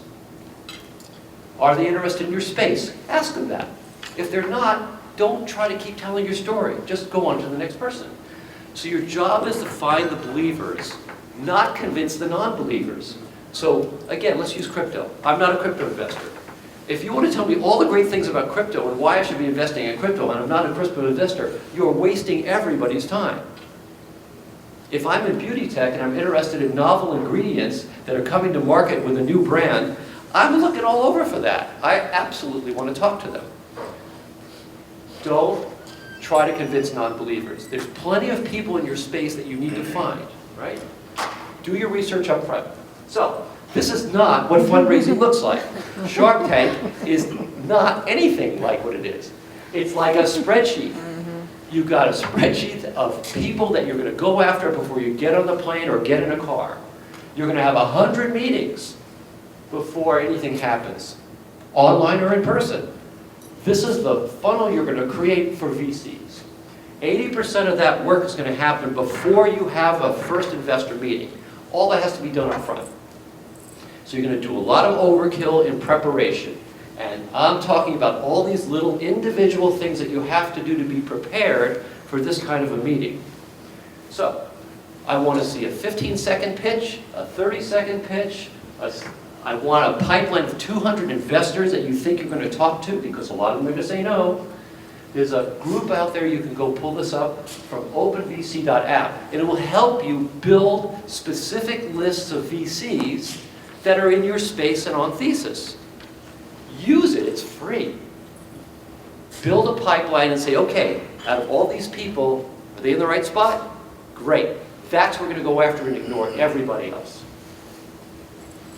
We also have to have follow-ups. You did a presentation, someone walks up to you, they give you a card. Now what are you going to do? Well, you need to have a teaser for your deck. You need to have a pre-written email. Every one of them should be customized. If you're going to reach out to a VC, your job is to go to their website, look at who's in their portfolio already. Say, hey, I saw you invested in Bubble, and I'm in this space. It's not competitive, but I think you're the kind of investor that likes these things. Tell me if I'm right. Make something personal, look them up, find something that says, oh, these guys spent a little bit of time checking me out, and they know something, so I might want to take that meeting.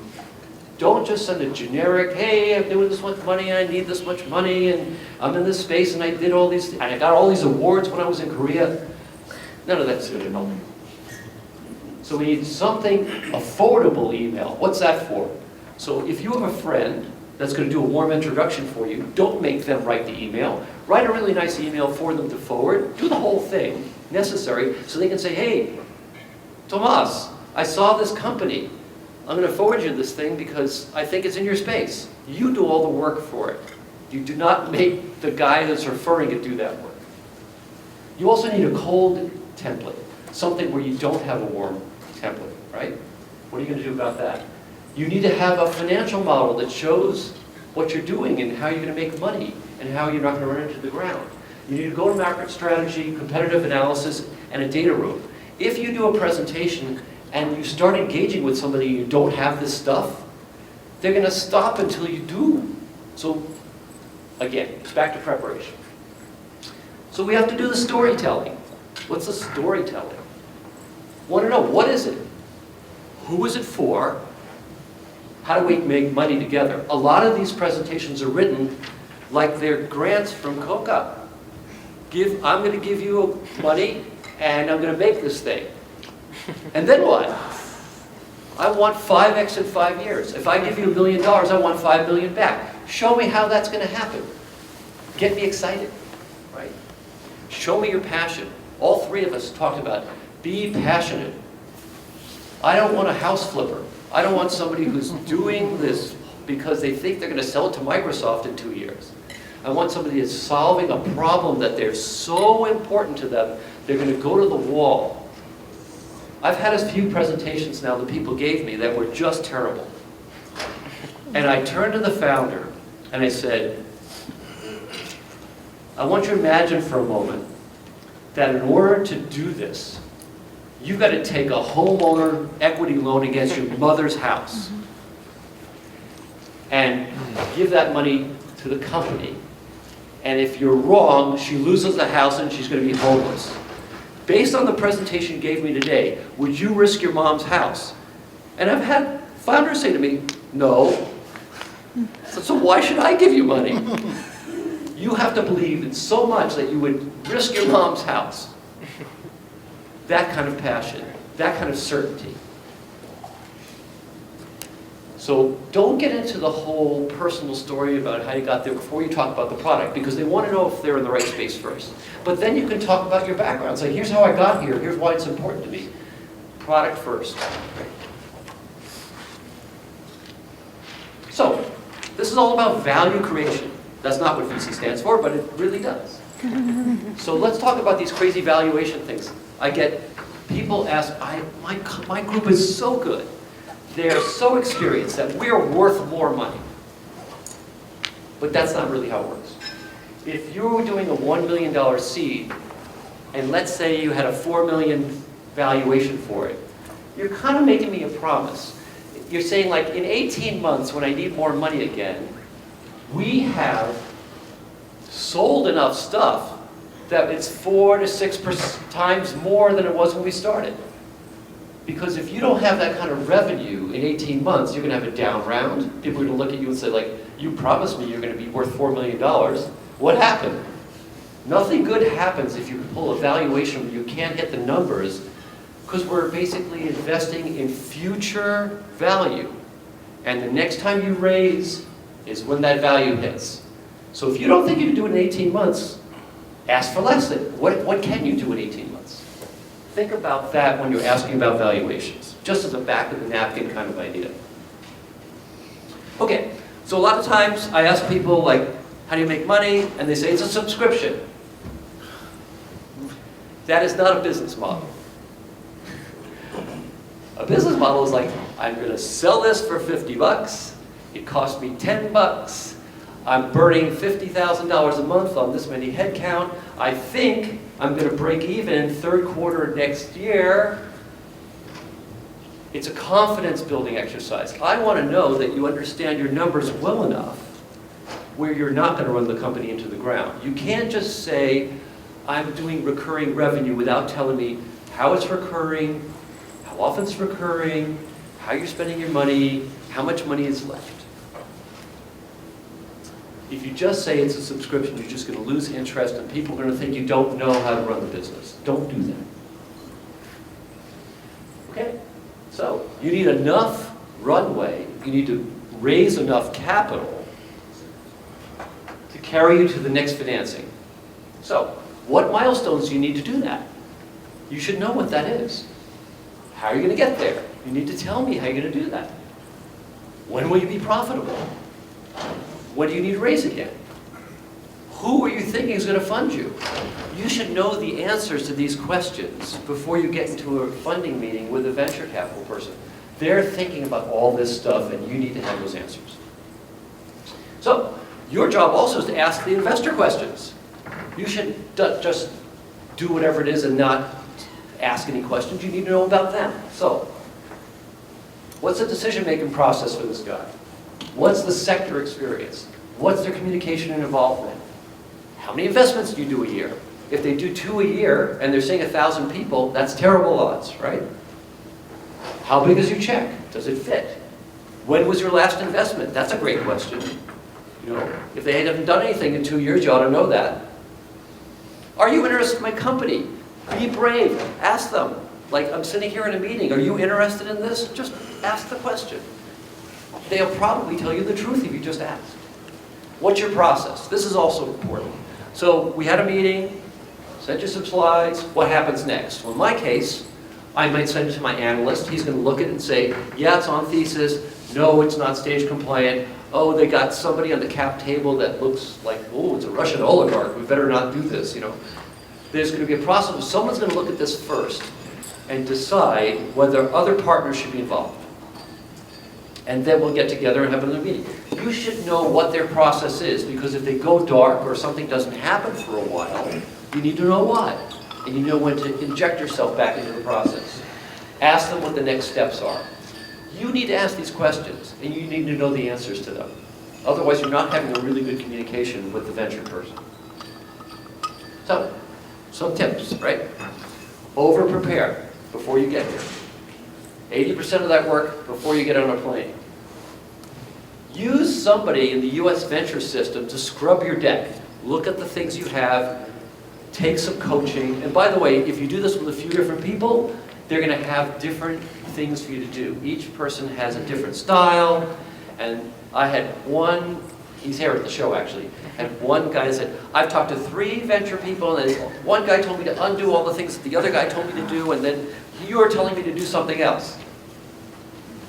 That happens, okay? And it happens because of their experience and with the markets that they're in and what they're thinking about. And you have to take all of that in and decide what's the best combination of those things before you present. Be ready. 99 no's before someone says yes. That's going to happen. That's straight sales kind of stuff. Also, when you're fundraising, it's really, really hard to keep programming and keep selling things. You have to stop when you're fundraising and just do fundraising. You can't do both. It's really, really difficult. And one or the other is going to take a hit. You'll have to decide in advance what that is.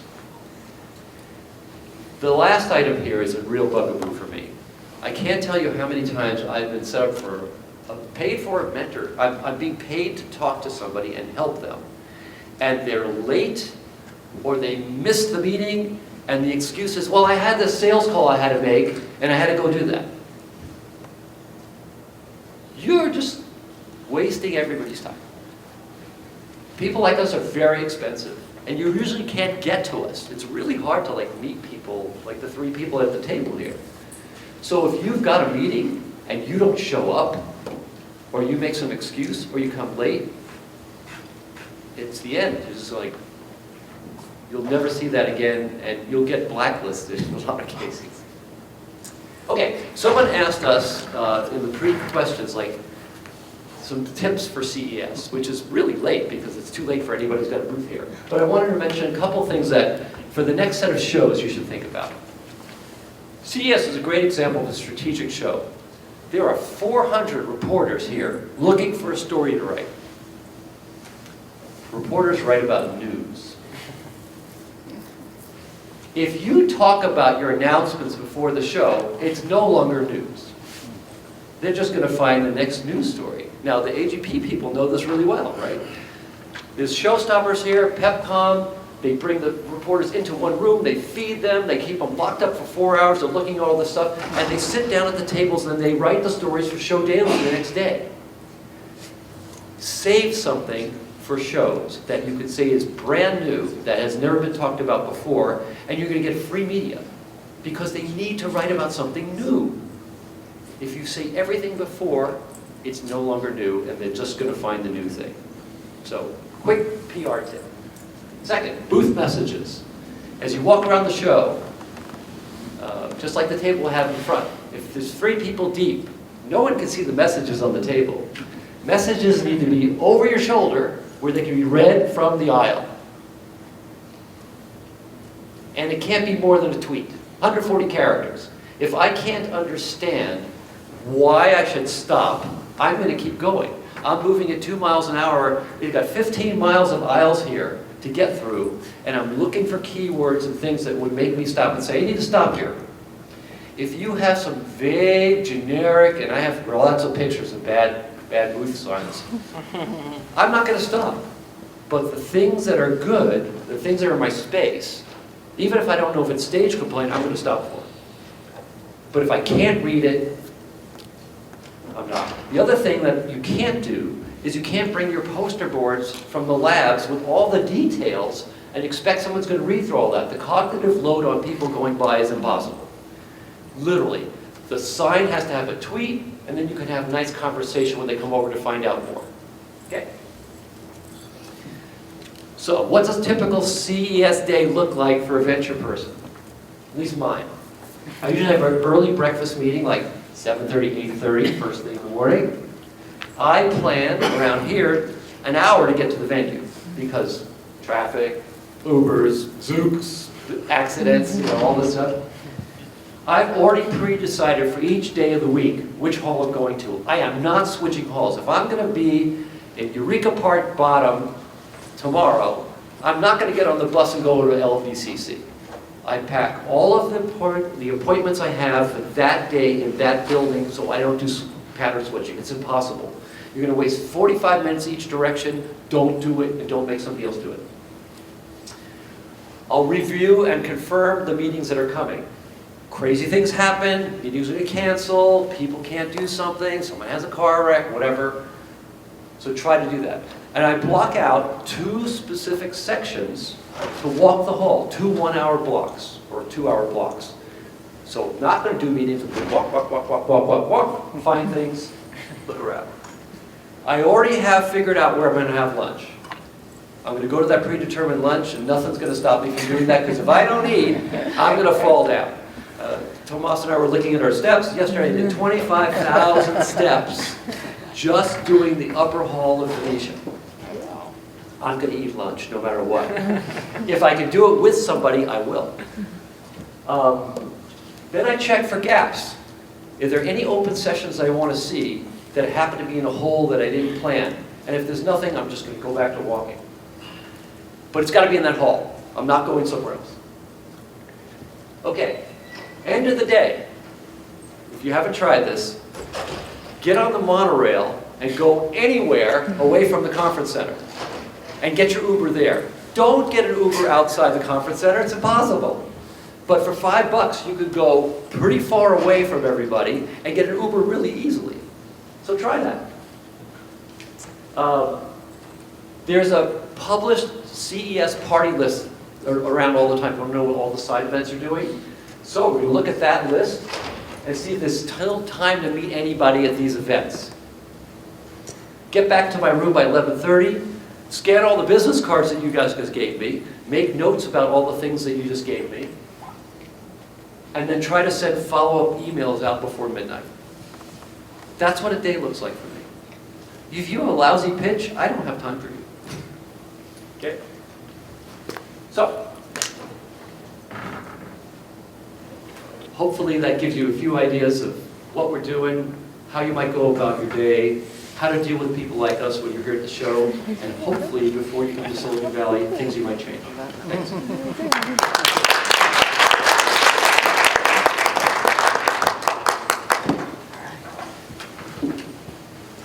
So we've heard from 3 distinguished venture capitalists from Silicon Valley and their perspectives from the venture capital, global expansion, and innovation. We'll now take a short transition break to prepare for the panel discussion. The next session will begin shortly. Is there dessert? That's a great question. Maybe we can order Uber Eats. They'll come in an hour. I really should ask MJ just to make sure that.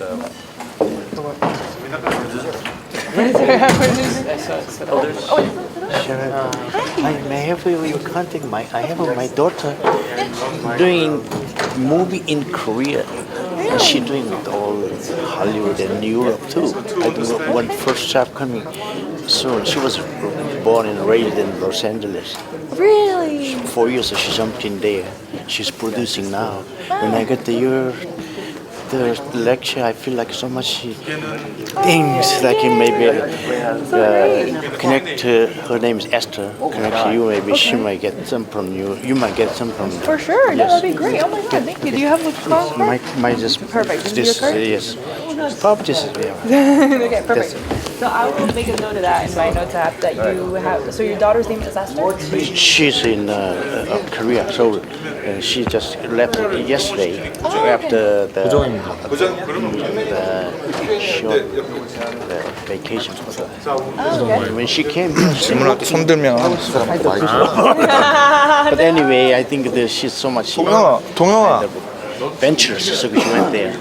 The idea you got, I think you maybe. Yeah, connections. Yeah. I mean, it's great, and also it's so interesting because we also, when we were in South Korea, we did meet with a production company over there. They were the ones that created Parasite. And so I got to hold the Oscar. I got to see how they operate, and it's very tough. It's like, She's 24/7. right, yes, exactly. But that's, once again, like the culture is around like, hard work, dedication, all that, but it's a lot, and so I would love to chat with her and see Sure. that. Okay. But I'm glad that you resonated with Okay. it. Thank Sure. you so Sure. much. Just send the email, then I connect Sounds to her. good. I will do that. The one today you did that one. I think if I could get script, I'm going to send it to her maybe. Oh yeah, MJ has it. So and then also they'll have the video on YouTube. So Okay, then thank you you. get it. Perfect. Thank you.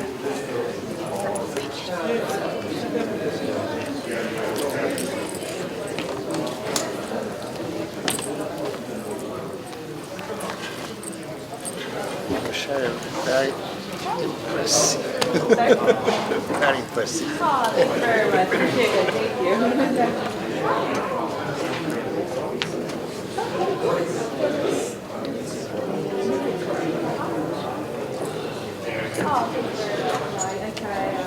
Am I here alone? There's only 3 chairs, or you're sitting here? You want the chairs closer? So it's going to sit chairs. The light, there's no light on this side. Just a blue light, which would be really bad for the cameras. So this way over there.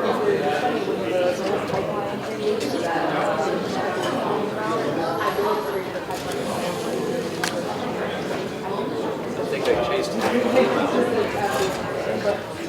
Everyone left.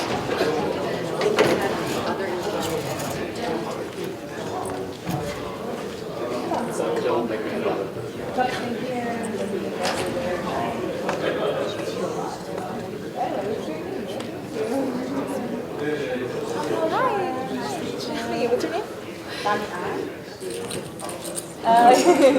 Oh, Damian. Okay, yes. Nice to meet you. I'm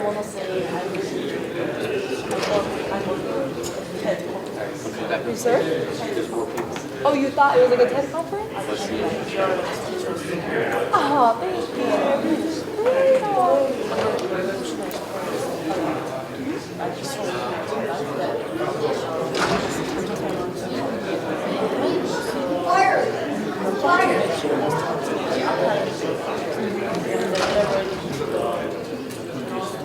Yeah, and then how that all works together. Yeah, people don't see that. People think it's so different. Hello everyone, hope you enjoyed your short and sweet break. We're gonna start promptly in 2 minutes. I feel like everyone Please be seated. Everyone has different lived experiences, and also like we all have different things that we like. So it's like about like what is that insight and unique edge that you have, and then how do you get into that? Yeah. And also I was inspired by the sentence in America. In America, you are waiting for discover, but in Korea, you just do it. Do it. No matter you can do or not. Exactly. Exactly. It's just so crazy. Like the moment he said that, he said it like nothing, and I was like, oh, hold on. That's so interesting. He said it like a Thank you for staying with us as we move into the final program segment of the evening, a panel discussion. I would like to invite all of our 3 keynote speakers and other panelists. Minji Kim. Minji Kim. Just a second. She's gonna. I call her.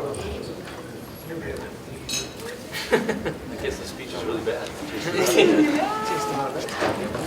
They're all bored. It's getting late. Yeah, I know, right? There's no clock on the If you want to move up, by the way, we don't bite. Oh, we don't bite hard. 수민이는? 수민. 어? 아니요.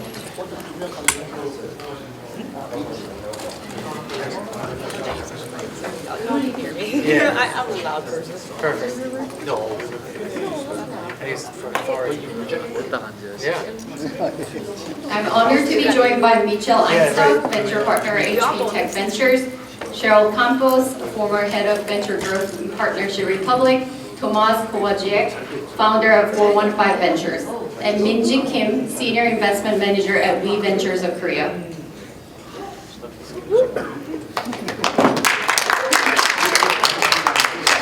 So I'm going to ask first question to our guest speakers. In today's investment climate, which sectors or the problem spaces involving Korean innovation are most compelling to you and why? Would you like to take? So I think Korea has a lot of good technical talent, but you're asking for specific areas.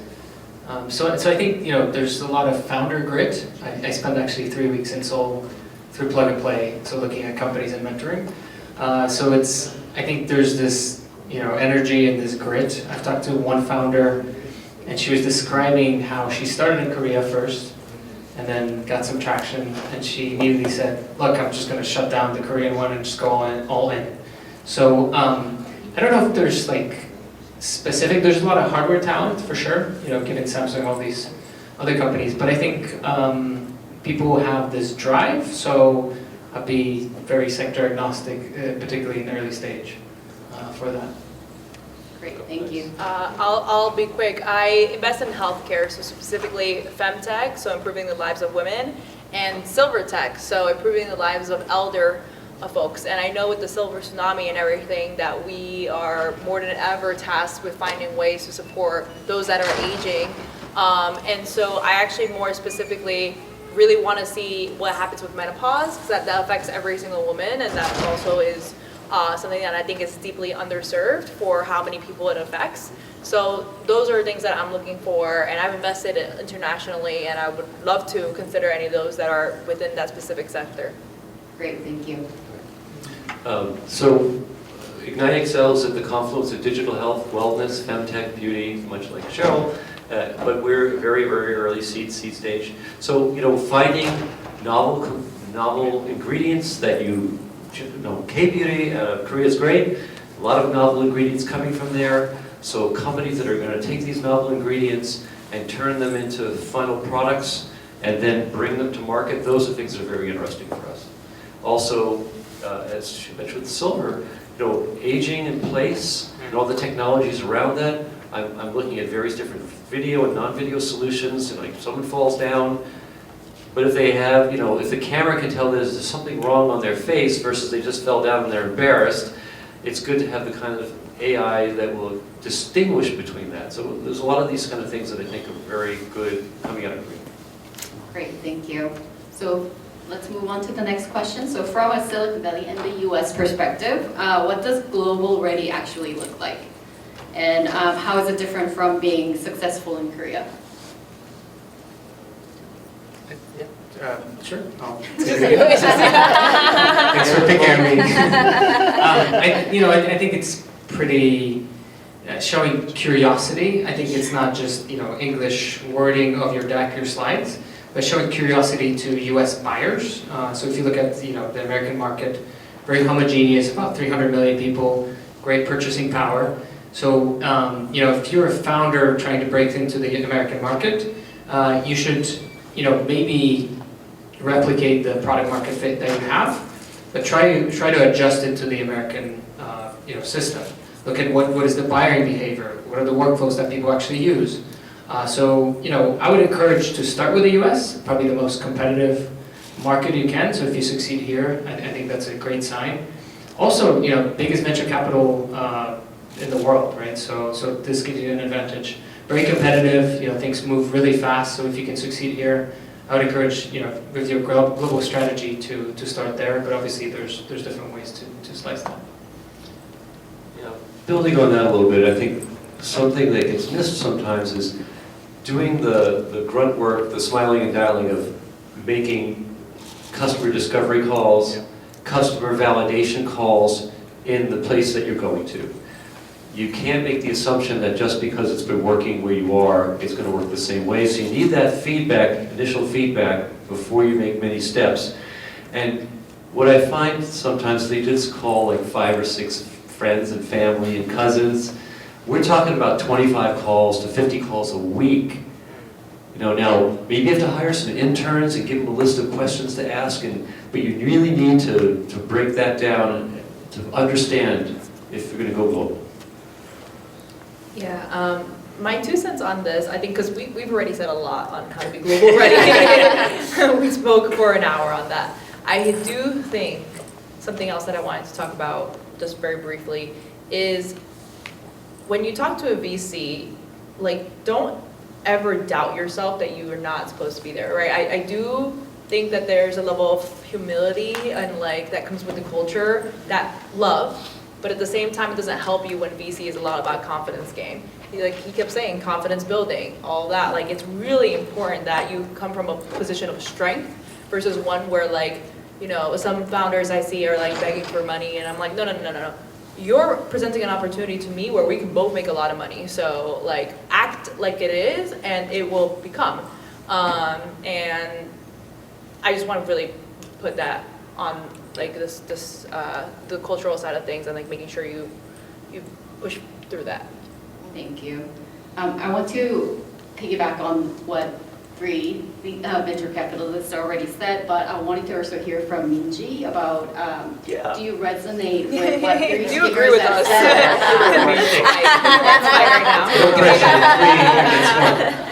No, actually, I can't agree more. Okay. Yeah, so, yeah. Yeah, actually, I want to ask a question like in Korean VC and startup perspective of view.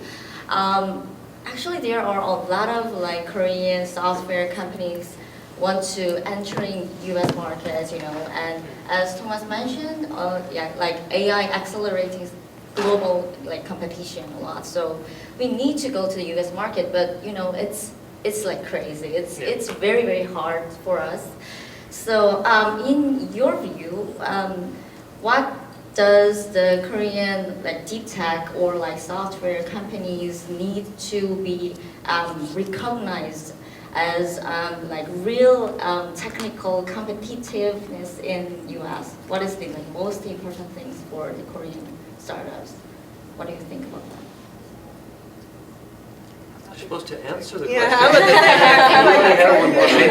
I think you have to, you know, if you believe what you're doing, which is you should, right? And you have to step out of your comfort zone. You know, we were just talking with Andrew, one of the founders here, and we were saying, you know, he's going to start in Korea and then maybe move to US. Obviously, that's easier. You have your network and so on, right? It's more competitive. But if you truly believe what you're doing, you should try to even at least test it in the United States and see if there's, you know, interest from the buyers and things like that. So it really is kind of doing the difficult stuff, which is stepping out, you know, outside your comfort zone. And maybe, you know, there are models where you start in Korea, get a little bit of traction, maybe learn something, and then move on. But yeah, I think it's doing the hard thing, unfortunately, right? Yeah, sure. What do you think, Mitchell?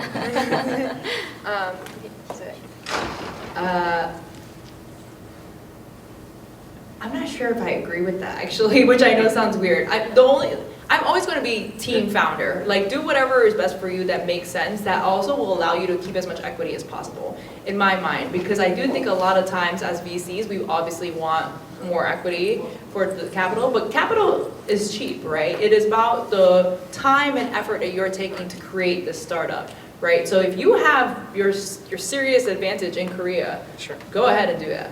I do think sometimes like you want to play in the big leagues and you're like, okay, well then go to US. I would just say that if that's the goal, then if you do start in Korea, just make sure that everything is optimized for that, which is including the US C Corp and making sure that everything is tax advantage so that then you don't give another person the reason to say no, right? Like the moment there's something that's different, okay, no, it's pass, right? You gotta be so elite and 10 times better than everyone to make sure that you're getting those shots on goal. So that's where I'd say. However, one thing just to also, I'm not sure if it's part of the culture or not, but like the mentorship aspect is so important here. Like having someone that's like 5 steps ahead of you, you gotta meet those people. I don't want to go back to the actress thing as much, but what I will say is I feel like a founder a lot of times because I was just telling them during lunch that like I had 250 auditions and I only got 6 yeses. It sounded similar to like a founder pitch. You pitch 250 times and you get 6 yeses, right? That'd be great. And I do think similarly, you got to surround yourself with people who have done it before. So making sure that in communities that you're in, like if you're a pre-seed startup, talking to seed startups, talking to Series A, and then they can help mentor you if they have been already in the US market. So that's where like, I know people are shy and they're not really like good to ask for help as much, or like, you know, it's like, oh, like I gotta figure it out on my own. No, because I've seen it. I've walked the gilded halls of Ivy League where everyone is just asking for help all the time, and they will tell you to your face, I need your help. Like, I need you to do this for me. And they will call in favors, they will ask for advice. Like, I have people literally on WhatsApp being like, I've been talking to you, but I need to talk to you now because I need you to connect me to a VC. And they will be very blunt about it. So I need you to be with that same attitude and make sure that you help each other grow and also find people ahead of you that will grow. So. Great, thank you, Cheryl. Michelle, would you like to add anything to that? I can't imagine what it would be. Think hard. I think it's a good point about arbitrage. So if you have access to, you know, good technical talent in Korea, and it just makes more sense, then surely you should start there. But I think you shouldn't forget about the American market, or shouldn't not think about what is it going to look like, because that competition is so fast and goes so global quickly. Great, thank you. So let's shift. So if you were to advise Korean founder prepared to expand globally in the next 12 to 18 months, what are the 3 non-negotiable priorities from the investors?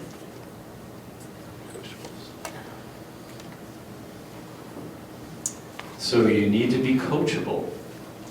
If you are not coachable, if you are resistant, if you don't want to listen to what's being suggested, that's like, just stop. You know, that's a non-negotiable for sure.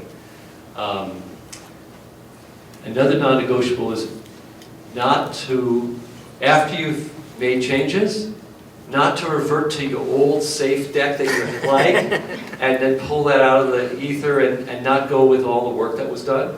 This has happened actually a number of times where I've done a lot of work, made a Silicon Valley deck, and then I've seen them show up and use the deck we started with before they change anything, which is crazy.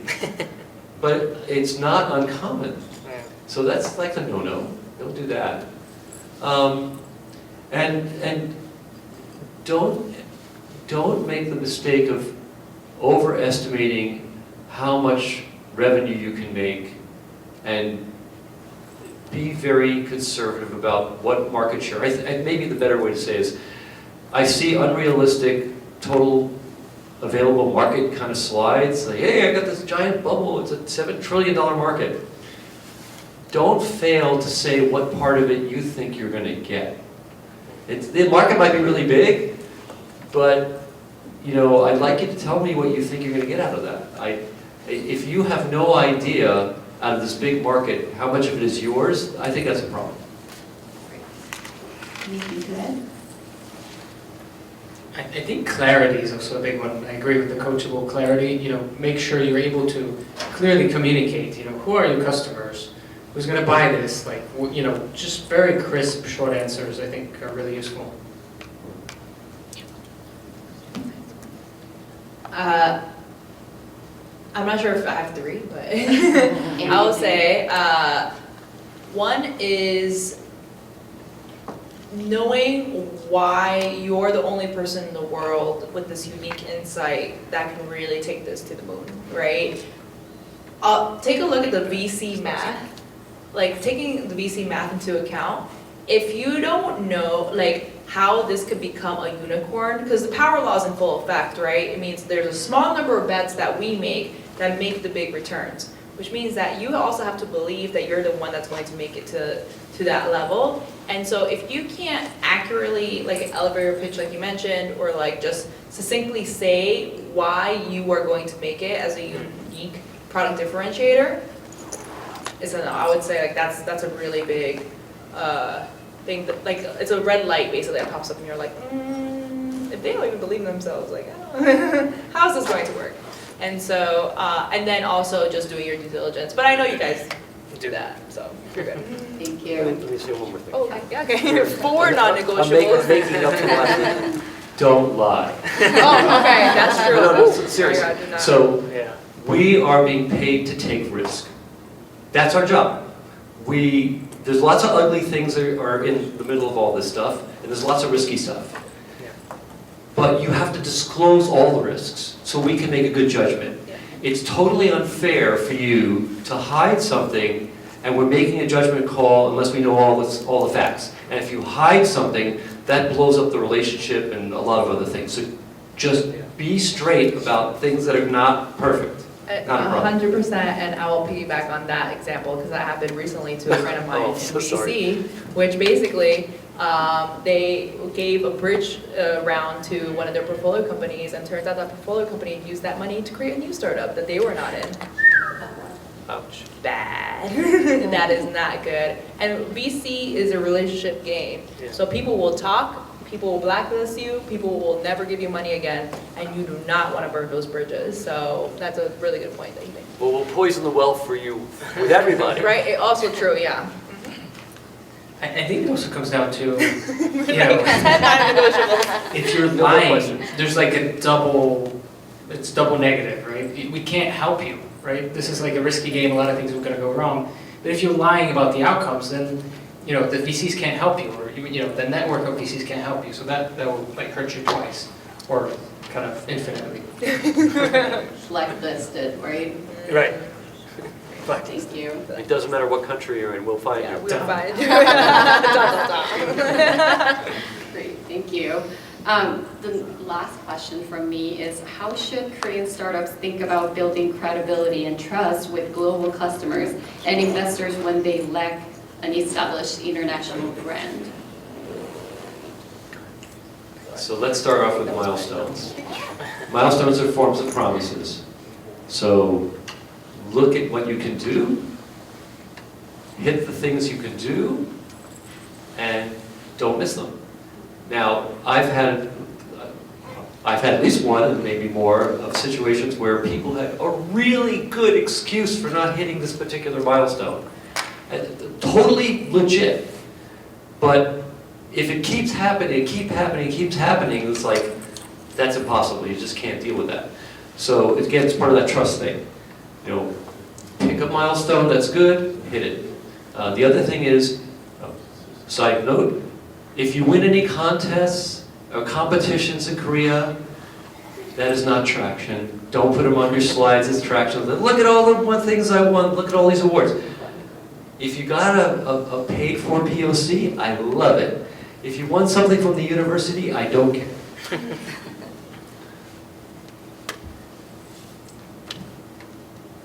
I'm trying to not overlap with what I've said already. Community is everything. I think I've mentioned that too, with like supporting each other.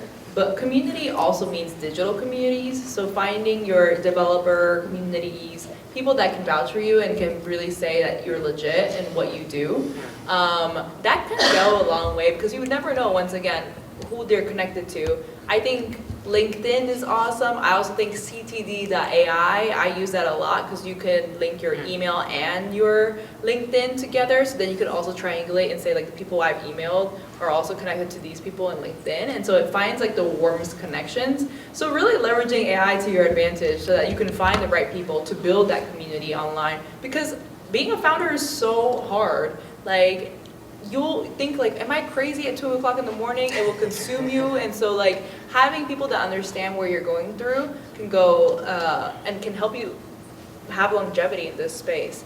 So that's where, once again, this is all compounding. Like all these steps that you take. I started my career around 6-7 years ago now, which is crazy to say. Almost 8. Oof. No, but point is that on that side is that like I grew up with a lot of people in this space, thankfully. Actually, somebody today just emailed me as well, being like, hey, you might not remember me, but I knew you from 8 years ago, and it's amazing what you've done. Like, I'm like, cool, it's amazing what you've done. And so now being in more positions of power as you grow together, like you can help each other out. And so a lot of VC too, like even from the 80s, 90s, like was all about just everyone who went to the same schools, and now thankfully it's a little bit more decentralized, but we're still getting there. So great, thank you. So I think that was enough question for me. I would like to open up the questions to the audience. Is there anybody that would like to ask the investors any question? Yes. A brave woman. Firstly, thank you so much for the very informative session. So I got two questions. So firstly, what do you think is the biggest difference between the successful global founders who succeed getting the fundraising in the US market and the Korean founders? So that's the first question. And the second question is, do you think the language could be a big barrier to connect with the Korean founders if their English is not very fluent?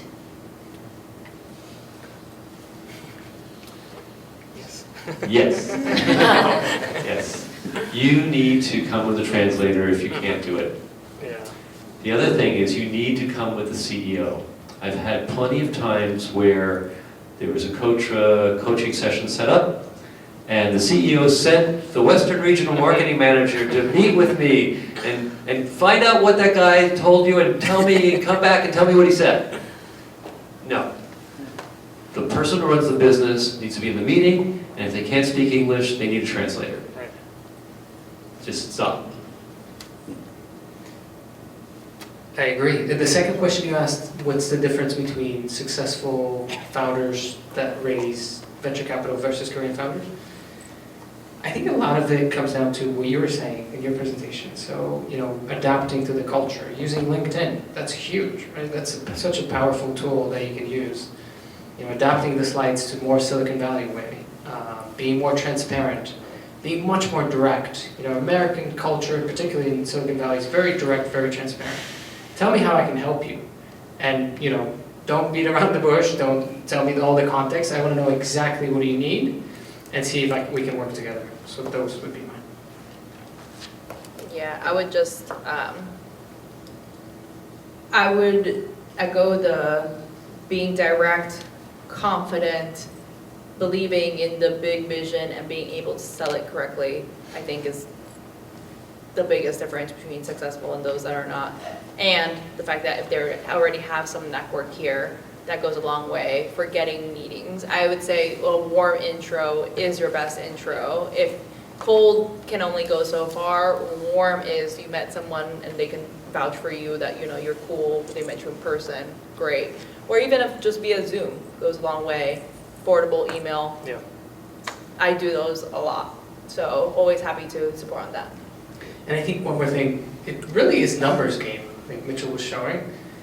If you do follow exactly what he said, actually preparing all these materials and spending, I don't know, could be 4 or 6 months, and actually finding 100 VCs that are in your space, you should be in better luck than not doing that. It's just really hard, and most people don't want to do it. It's tedious and sort of not the most glamorous work, but it really works.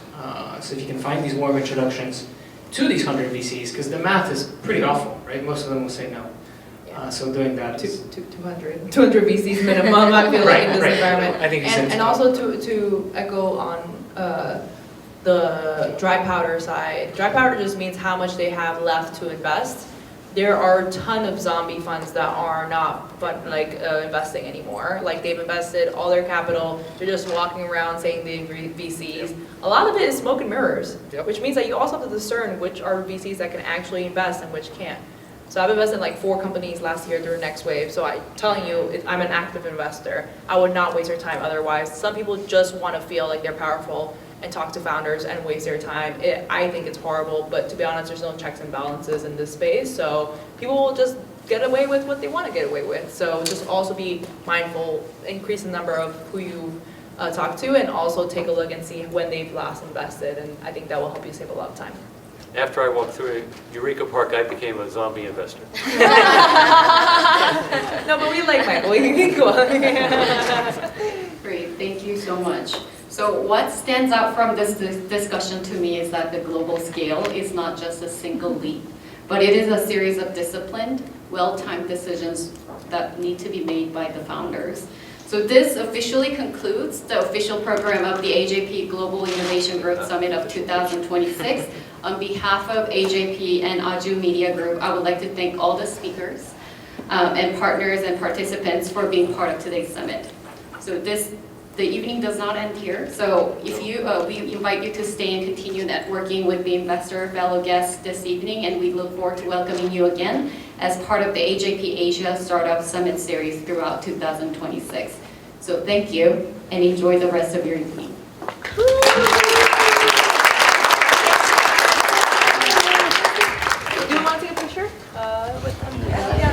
That's it. Hey, I don't put on makeup every day.